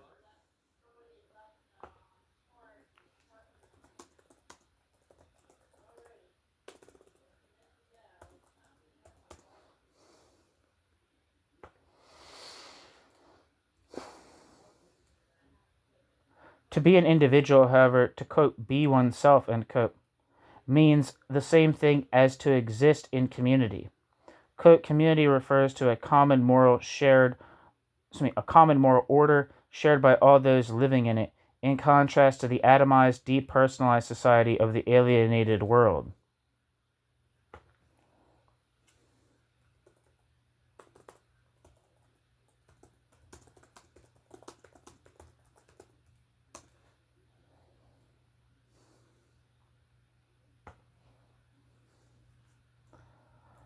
The concept of a moral order was central to Enlightenment thinkers, including Rousseau.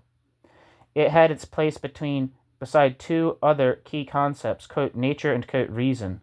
Quote, bracket, the concept, in bracket, quote, moral order, and quote, rises above the exposition between the opposition between, quote, nature and, quote, culture, is meant to express the existence of a continuity between the world of nature, which is given for man, and the world which is created by man himself, end quote.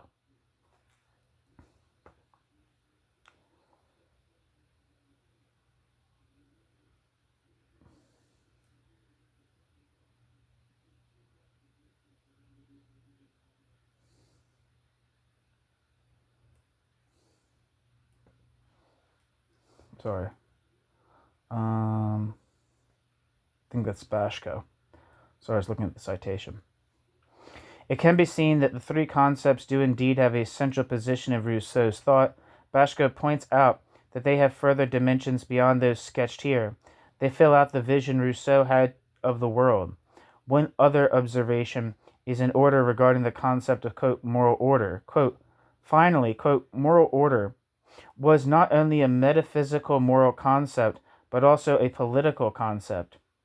Moral order served for reflection on the relations of man to man, on the human social community. It was a political concept in the sense that it encompassed the imperative of the conscious participation of the individual, especially the enlightened individual, in the formation of social reality. It also provided the basis for considering that reality as one which was created by people themselves. Quote, moral order was a concept which was involved in politics because of metaphysical determinations. It based values in the very ontological structure of reality that fell into conflict with the existing social relations and turned against them.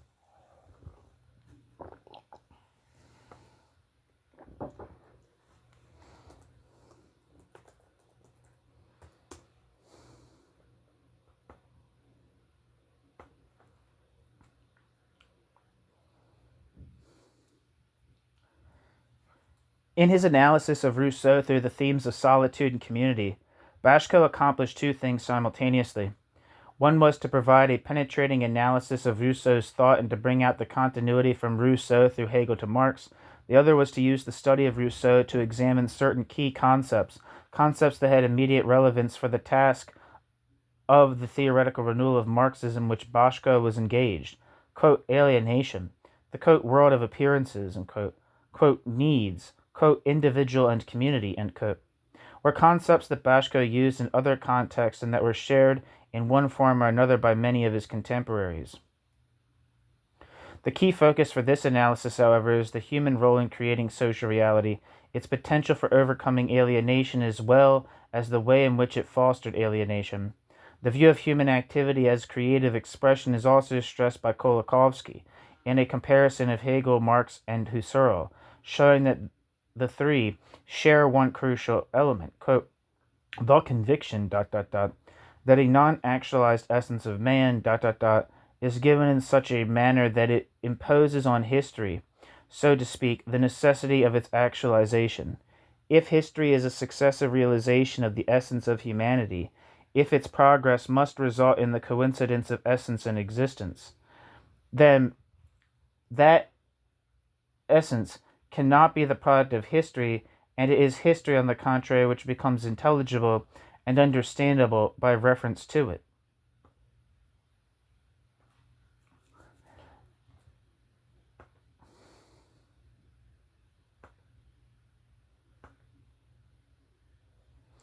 End quote. Kolakowski. Ultimately, this understanding involves a choice of values. Kolakowski acknowledges, but this choice is unavoidable. Quote, without it, history remains eternally obscure.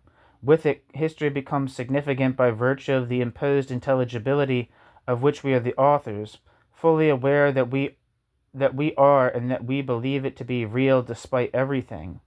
End quote. Kolakowski.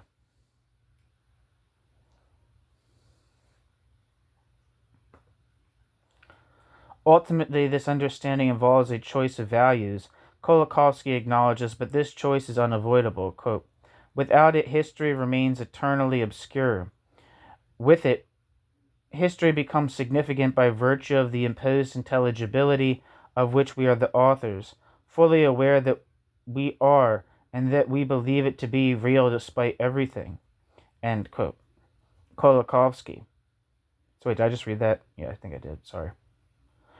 What Kolakowski calls the, quote, non-actualized essence of man, end quote, is analogous to Rousseau's concept of, quote, human nature, end quote, used by Boschko. Underlying Bauman's work is a similar view of human nature as defined by human creative activity in the world.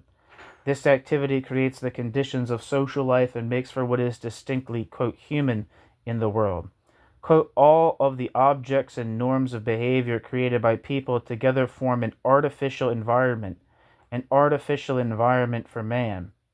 Artificial because it does not exist independent of human collective historical activity and is not a product of nature in some pre-human sense.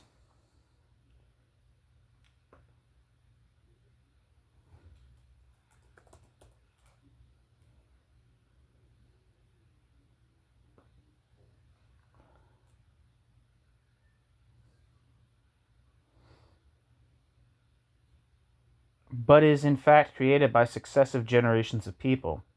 This artificial environment in which human life takes place is called culture, end quote. Bauman. Bauman draws on Kolakowski's concept of the, quote, expressive personality, end quote, but Bauman develops the theme in his own way. New section. The question of knowledge. To understand the human environment requires, in Bauman's view, a holistic approach. The approach is opposed to the quantified approach to atomized individuals characteristic of positivist approaches to human reality, and it is opposed to the economic determinism that adherents and critics alike identified with Marxism. The holistic approach looks at the active role played by humans in, quote, making sense of their world. Quote, the whole is something more than the sum of its parts. The whole is a certain social system, and a system is primarily a relatively long-lasting arrangement of connections between the elements of the whole. Within this structure, end quote. Bauman.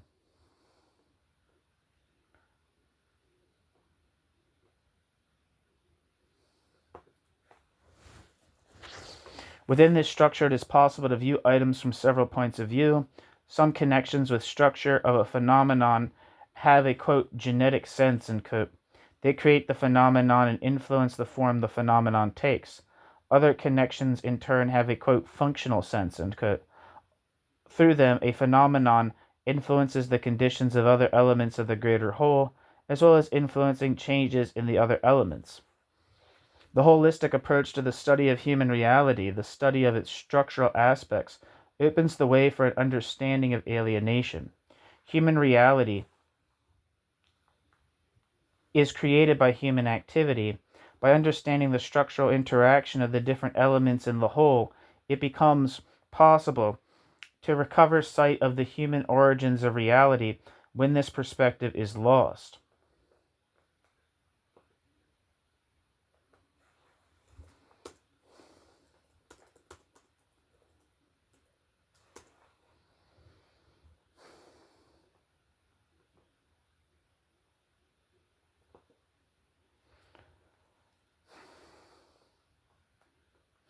Bauman also says that, quote, what is left if one takes away the general physiological, biological attributes of the human organism, that which is generally referred to by the term, quote, man, is the product of human collective activity, the product of society, end quote.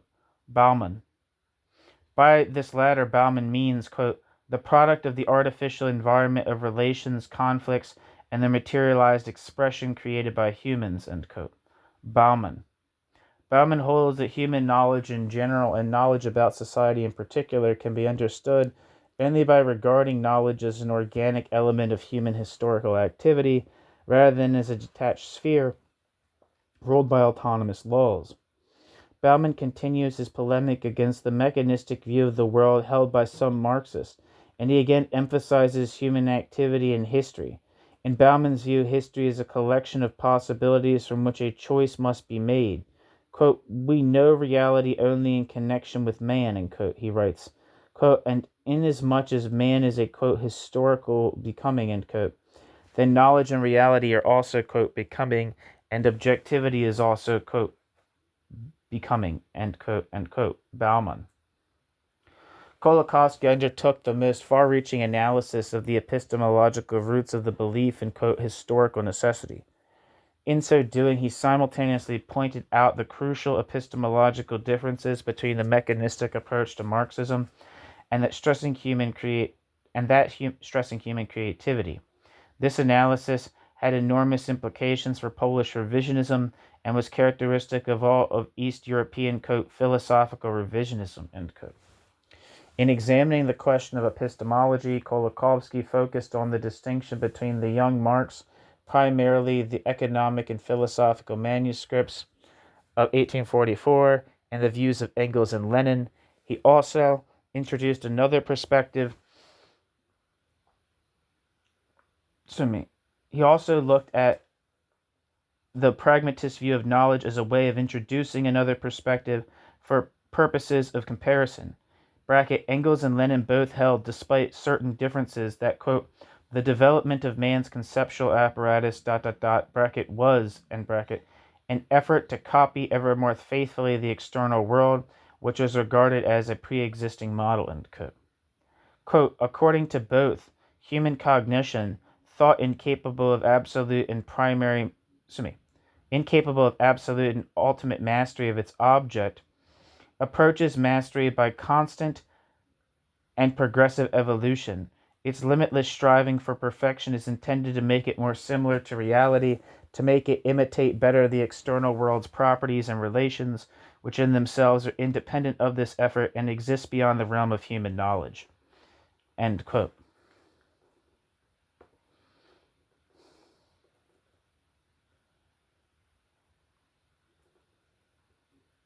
Kolakowski. This view, formulated within Marxism by Engels and then by Lenin in more extreme form, formed the basis for the theory of knowledge that was held by most Marxists and that was commonly identified as the Marxist view. This theory of knowledge had certain political and practical implications when used in the Marxist context. Without going into a detailed analysis of these implications, one can say that they had certain consequences both for the way in which the party was defined and for the view of historical necessity. To counter those features of Marxism that had reached an extreme form under Stalin, thinkers such as Kolakowski tried to redefine Marxism. An essential part of this task of redefinition, or, quote, revision, was to reach a new understanding of Marx's epistemology. This was necessary because the theory of knowledge understood in the new light was only part of a general understanding of the place and role of man in the world. The new understanding can be characterized as follows, quote, active contact with the opposition of nature creates at one and the same time conceptive man and nature as his object. No epistemological absolute exists, either as reality in itself, which, quote, is reflected in, quote, in consciousness, or as a sense impression, or a cogito, or innate categories of the mind, or pure non-psychic phenomena. The only accessible world that exists is the needless conflict between social man's needs and the natural environment as the possible means of satisfying them. End quote. Kolakowski. Several features of this approach call for further elaboration. First, cognition is not something that every person must do over from the beginning, but rather, quote, there exists a reality that is common to all people and that remains forever in a state of incipience. A reality in which the phenomenon of creativity certainly occurs, but in which a certain constant is retained that corresponds to what we can call, quote, human nature, or else to that totality of human properties, biological needs, and social relations which can rightfully be termed immutable. End quote. Kolakowski. This constant assumes the place of background to the, quote, creative activities and later deformations attendant upon all the mutable components of history, epochs, social classes, political situations, national sentiments. End quote. Kolakowski. According to Kolakowski, this background becomes, in a sense, a quote, given for people, but they are unable to see that it is a human creation. Put another way, the world of things, quote, out there is one shaped by categories of human cognition, but it appears to be removed from these categories as something, quote, in itself. In contrast, there is the realm of, quote, practical positions and preferences, unquote. The, quote, sum of values each of us tends to prefer over others. It is evident that this world of values is not created automatically by the world of things, which is common to almost everyone, and in which habits common to the whole species are involved, end quote.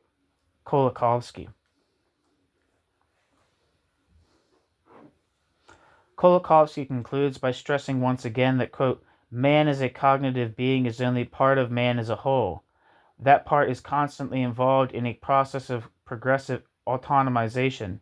Nevertheless, it cannot be understood otherwise than as a function of a continuing dialogue between human needs and their objects.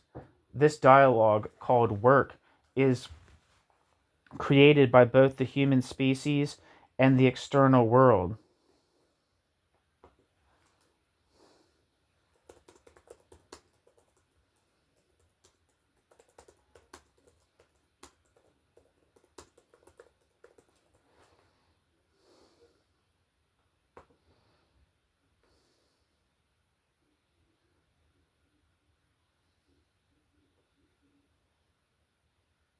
Which thus becomes accessible to man only in its humanized form, end quote.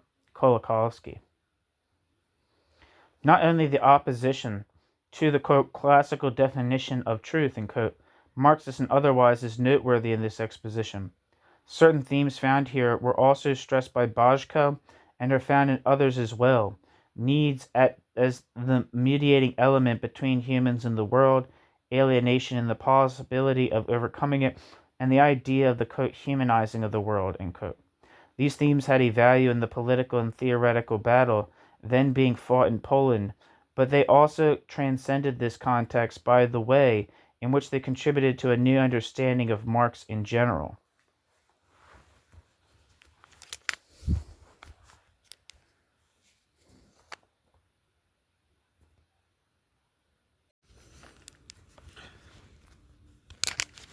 New section: Cognition, Work, and Praxis. In another context, Kolakowski takes up two themes that he stressed in his discussion on epistemology. The first is that, quote, man as a cognitive being is only part of man as a whole, end quote. And the second is the dialogue with nature in the form of work. It should be emphasized that, quote, work refers not to the activity of making a living, but to its primary characteristic of creative interaction with nature in satisfying human needs.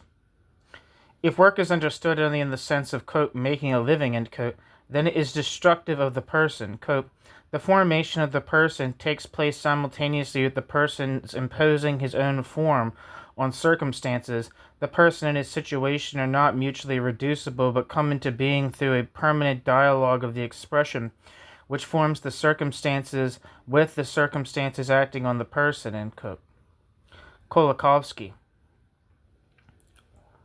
This, quote, dialogue of expression, end quote, is a social event, not something accomplished by isolated individuals. Quote, a person takes place as a social fact through interpersonal communication, and only as a result of this does it become a fact for the person's own consciousness, ... The circumstances in which individuals enter into relations with one another are not external to the person, but are rather appropriated as a component part of their individuality, end quote.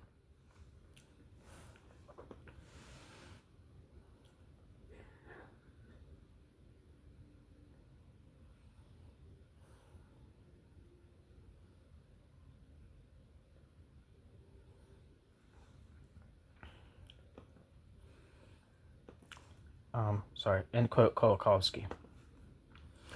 Given this view, that persons realize themselves in free activity, which is by nature social, then, quote, work, in this sense, must be the focus of an inquiry into the distortion of persons and their knowledge.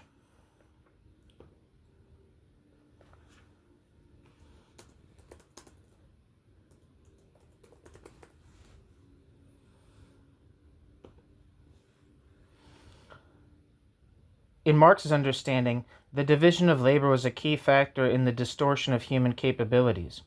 But behind this concept is the issue of the social conditions in which the person is formed. When the conditions that deform the person are eliminated, then the quote, many-sided development and quote, of the individual can take place. Individuals become quote, species beings and quote, by realizing themselves in their creative activity. For Boschko, as well as for Kolakowski, the development of an authentic existence and the creation of meaning define individuality. Consequently, he calls any situation that prevents this creative activity of self-definition, quote, the constraint of individuality, end quote. Boschko also elaborates on the humanization of work as part of the human, quote, emancipation from the social forces of alienation, end quote. Boschko. The humanization of work means, quote, the overcoming of the division of labor, end quote, and, quote, the humanization of the technical, productive, and institutional forms of work by the maximum approximation of the process of work to instinctive, spontaneous work, end quote. Boschko. On the other hand, quote, Marx stressed the fact that for the individual, the idea of the universality of man is inseparable from the time free from labor. The time free from labor, which the individual disposes of as a sphere of his own free cultural choices, end quote. Boschko.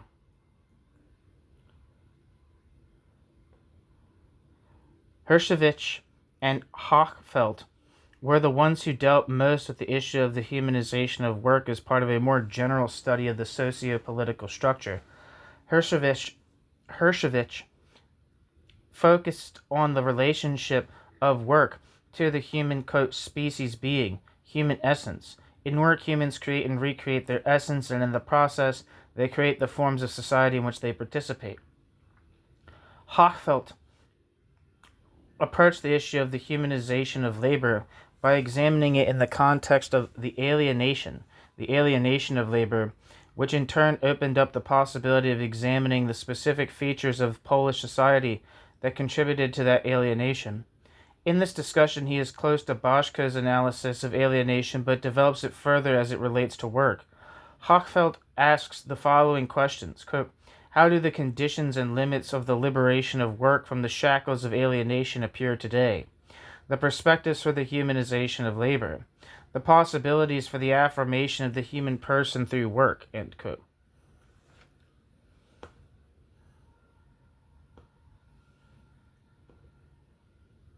Hochfeld. In attempting to answer these questions, Hochfeld proposed two models, which he regarded as complementary. The first model is Marx's vision of the complete liberation of work from alienation. The second is an amalgam of particular characteristics of the reform program which have as their aim the improvement of the material, cultural, and political situation of work for people. Marx's vision of liberation from alienation comes, Hochfeld points out, from his theory of human nature, the quote, species being of humans. This concept of human nature is bound up with the understanding of humans as homo faber, beings who create their specific nature, the quote, species being through conscious purposeful work. Quote, the result of this form of species life, which is specific to humans, is the origin and development of an artificial environment in some sense of man's own creations, end quote. Hochfeld.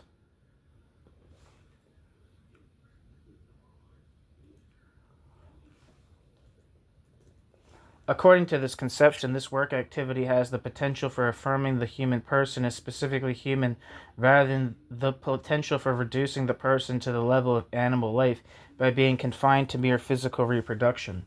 Hochfeld is close to Kolakowski here, but is interested in examining work and the interrelation of both its aspects, human creative activity and making a living.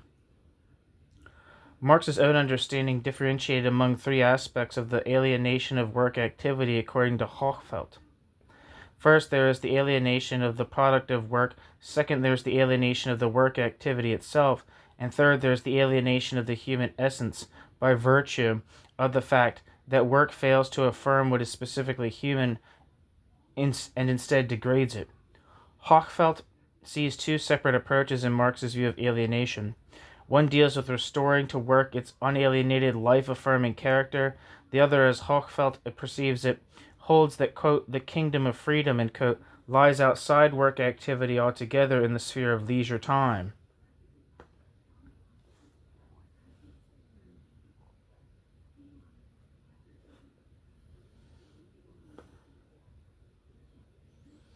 The latter of these two approaches appears to Hochfeld to be one that is closer and easier to realize. A vision of the gradual curtailment of the sphere of necessary labor and a corresponding vision of another sphere of free and creative public activity, modeled in some ways on the Greek polis.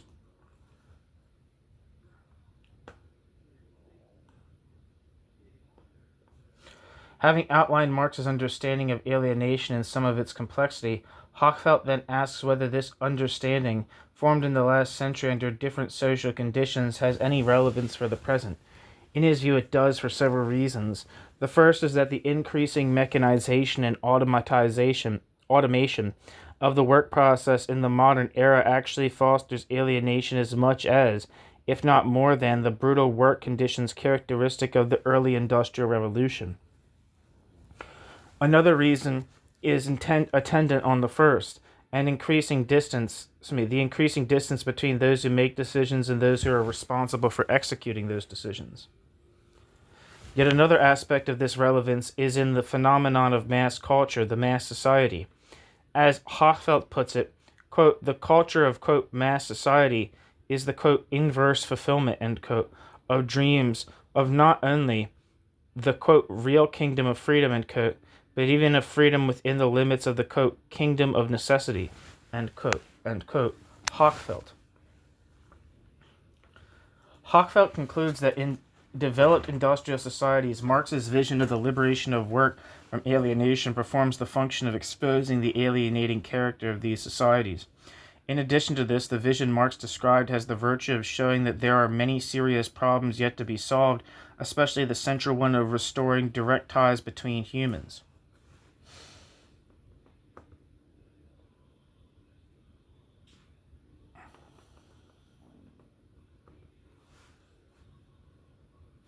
In the latter case, Hochfeld warns that there is a danger that an illusion of affirmation of the person and of direct ties can be created, which is often what the rubric of, quote, human relations, end quote, in the workplace really means.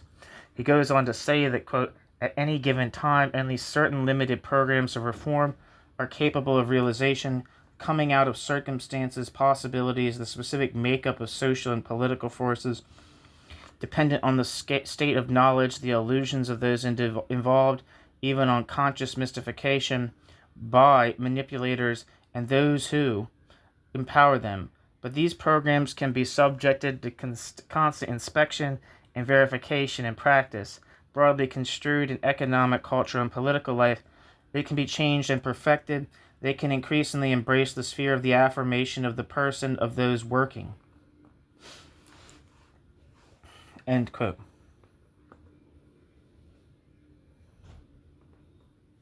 Hochfeld.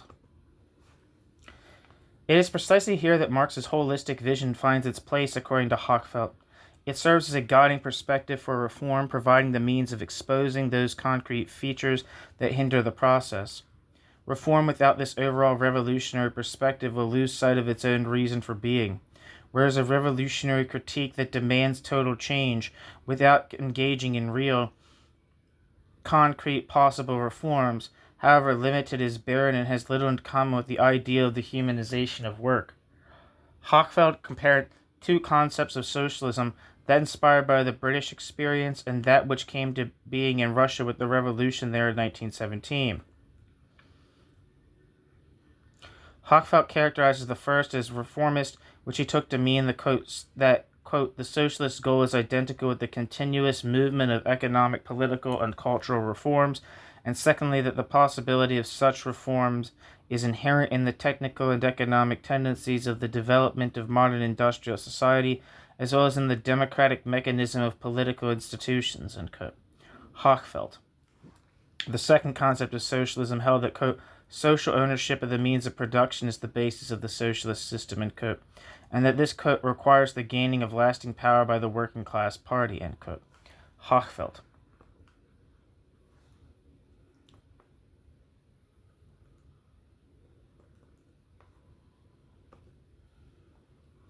In the context of this dichotomy, Hochfeld maintained, contrary to the official Marxist dogma, that it would be a mistake to dismiss out of hand the relevance of the reformist concept of socialism for the highly developed countries. He went on to discuss the problem of democratization, drawing on Rosa Luxemburg's writing on the Russian Revolution and tying her writing to contemporary concerns. Hochfeld spoke of the contradiction between, quote, the positive effects of reforms and industrialization, and, quote, the destructive results of dictatorship, end quote, between the, quote, humanist tradition of Marxism, end quote, and the, quote, radically anti-humanist forms of policy, end quote. Hochfeld. In this connection, Hochfeld noted that a movement for greater democratization was underway in Eastern Europe after the death of Stalin, quote, accompanied and powerfully promoted by an intellectual movement which subjects each canon and each dogma to revision and criticism, end quote. Hochfeld, and, quote, animates all spheres of political, economic, and cultural life, end quote. Hochfeld.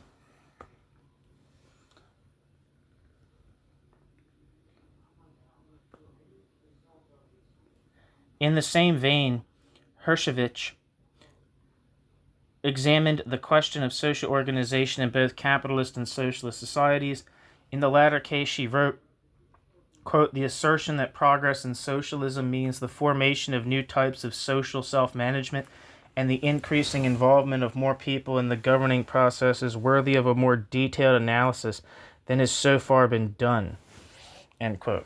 Whatever new forms of self-management exist in socialist societies, she noted, are still experimental, and what is of particular interest for a theoretician is to look at alternative models of rule.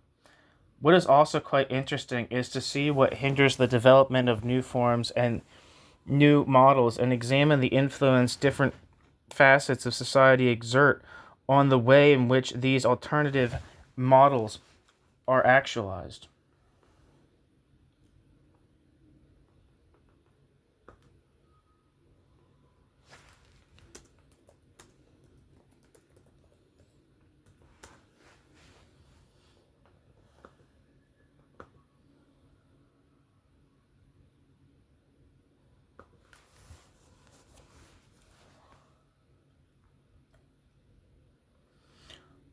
Hochfeld provided an inspiration for the sociological approach to the humanist potential of Marxism through Hochfeld's inquiry into the humanization of work. It should be understood, however, that in their study of the socio-political structure, Hochfeld and Baumann and Hershevich were merely concentrating their endeavors and were by no means devaluing philosophical anthropology. On the contrary, the perspective of philosophical anthropology is very much with them, and it lies at the root of their analysis of the socio-political reality, as is evident in Hochfeld's use of Marx's concept of, quote, species being, end quote. By the same token, although Kolakowski and Boschko are better known for exploring the philosophical concepts underlying this critique of social and political forms, they did not limit themselves to this dimension. They were also active in criticizing specific aspects of society which they regarded as antithetical to the humanist ideal. It must also be remembered that the activity of the revisionists was not confined to theory. They were all involved in trying, wherever possible, to influence the course of events in Poland. The political and intellectual change that followed Stalin's death and Khrushchev's speech of 1956 provided the original impetus for this action. These revisionists continued to work for change until they were no longer able to do so within Poland, although at least Kolakowski is still very active in Polish affairs while living abroad. New section: the social role of critical intellectuals. To stress this active role, however, is to risk forgetting that the reason for the revisionists were able to have such an impact on Polish life was because theory was not isolated from practice, but was instead an integral part of practice. The theoretical work and personal activity of these critical thinkers are closely connected. Together, these individuals influenced much of the critical activity that followed. They influenced the official Marxism by compelling it to come to terms, however reluctantly, with the humanist perspective. They influenced later attempts at social reform, particularly through the emphasis on the humanization of labor and the search for models of workers' self-management adequate to the task. Most important, though, their vision of human reality left its impact on later critical activity. Not surprisingly, these critical intellectuals also engaged in reflection on the social role of intellectuals and the nature of their activity. In an early essay, Kolakowski examined the expectation that intellectuals should serve the party, and he returned to the theme later after leaving Poland. This second essay was a meditation on the social role of intellectuals and their attraction to irrationalism.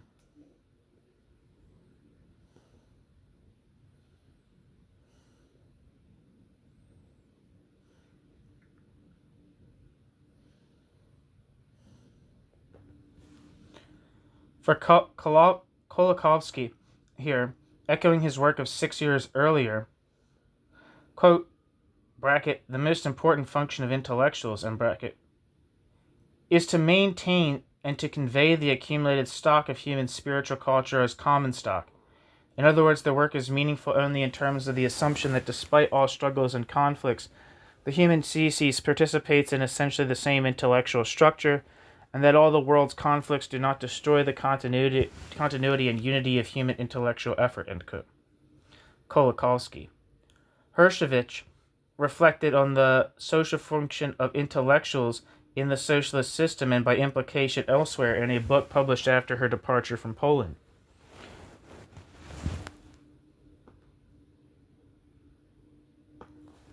Hershevich made an observation there that speaks for all of those involved in philosophical revisionism. Quote, here also begin the differences between those people who regard their intellectual creativity on the same basis as that on which they would bake rolls in a bakery or paint an apartment according to the wishes of a client, and those for whom intellectual creativity is an expression of a certain inner need, and who apply autonomous standards to it. End quote.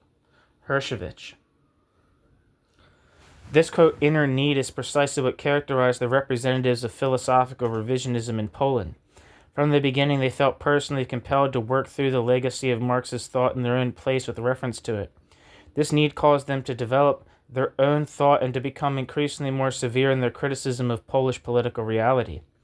Throughout the work of Bauman, for instance, one can see the passionate defense of the vision of the development of a Marxist philosophy, a Marxist sociology, and an expanded role for it within socialism. Bauman hoped, as did all the others, that an increasingly rational ability to plan for social change and a move toward greater democracy and humanization within the society would result. In one sense, 1968 represented a defeat for these hopes in Poland, but the concrete steps that Bauman proposed for controlling the bureaucracy in 1957 had an influence in Polish life even beyond the setback of 1968. The critical intellectual activity of these thinkers did not stop when they left Poland, but it did take different directions. Boschko ended up in Switzerland, where his later work dealt primarily with Rousseau. Hershevich in England was harsh in her analysis of socialism and chose to further study issues related to the workplace. After his departure from Poland, a new theme emerged in Kolakowski's work to accompany the themes of human freedom and creative activity. Kolakowski began to question whether something about Marxist theory did not lend itself to appropriation by Stalinism.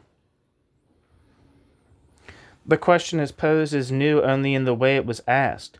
Kolakowski no longer asked what went wrong, or counterposed some, quote, authentic Marxism to its deformation in Stalinism. Rather, Kolakowski asked whether something in the way Marx framed his questions led to the subsequent deformations. In many ways, this shift was the logical extension of Kolakowski's position of early 1957. At that time, Kolakowski wrote in the preface to a collection of earlier writings that the critique they embodied, quote, was done with the hope of reforming something that, may not be capable of reform, end quote. Kolakowski. One commentator, George Klein, has posited at least two stages in Kolakowski's development, a revisionist phase and a post-revisionist phase, with the latter leading into a non-Marxist phase. According to Klein, Kolakowski was influenced in the first phase particularly by Kant and contemporary existentialists, mainly Sartre, as was evident in his treatment of the problems of individual freedom and responsibility. The post-revisionist writings seem to have been equally influenced by Spinoza, Kant, Hegel, Marx, Dilthey, Mannheim, Husserl, Sartre, Heidegger, and Camus.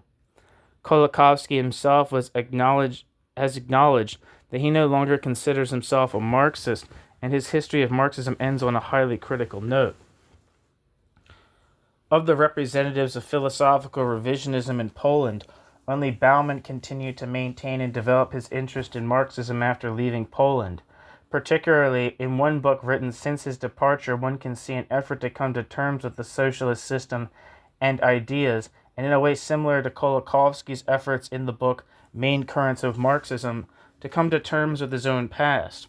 The parallel to Kolakowski becomes more interesting if one considers the very different conclusions the two men reached. Bauman took up the question of utopias and their social function in a way similar to that of both Boschko and Kolakowski, and he proceeded to analyze the characteristics of the specifically socialist utopia. He examined the historical development of socialism and tried to understand the quote, social experiment unquote, in the Soviet Union. His interest there lay in how the socialist vision developed and was transformed under the dual pressure of the negative model in the Soviet reality and the changes within capitalism over approximately the last 100 years. He wrote of socialism that, quote, the socialist utopia has brought contemporary society as far as possible while active in the framework circumscribed by what has come to be known as the industrial society. The next step, if there is one, will lead into the great unknown, ... And this is perhaps the major cause of the present strength and present weakness of socialism.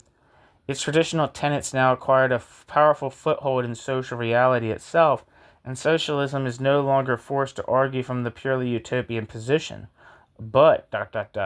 socialism has to begin again from the roots, from a reanalysis of essential and unquestioned values on which reality is grounded, ... The present crisis is therefore deeper than anyone has experienced in the history of modern socialism.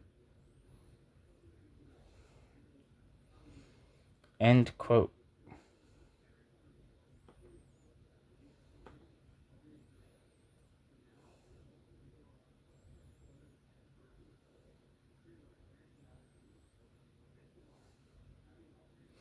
Bauman, Socialism, the Active Utopia.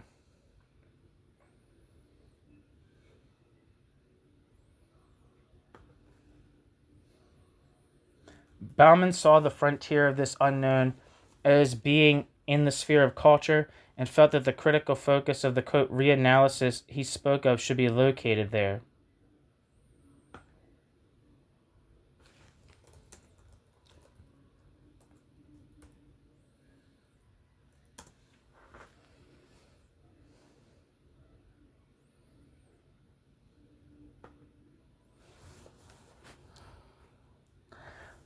In his history of Marxism, Kolakowski saw the same crisis, but when confronted with what appeared to be a cul-de-sac, he decided that Marxism had nothing more to offer, that it was in fact the quote, greatest fantasy of our time, end quote. In contrast, Bauman pointed beyond the cul-de-sac, although acknowledging that the way is uncharted and that, quote, vast unexplored expanses, end quote, stretch ahead.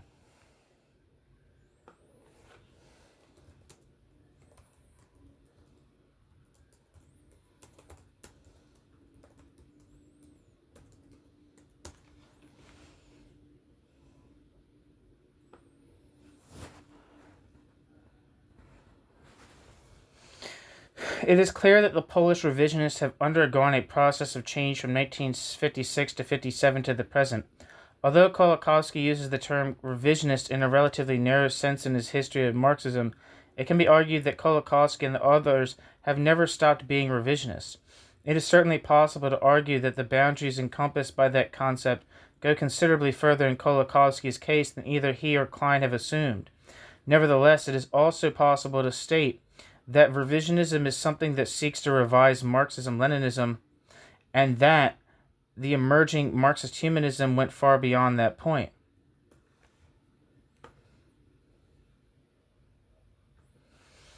However, this case is argued All of these critical Polish thinkers made a significant contribution to East European philosophical revisionism. They went on to pose some key questions for contemporary interpreters of the Marxist tradition as well. Okay, and that's the end of Chapter 1 of James H. Satterwhite's Varieties of Marxist Humanism, Philosophical Revision in Postwar Eastern Europe. Thank you so much for listening.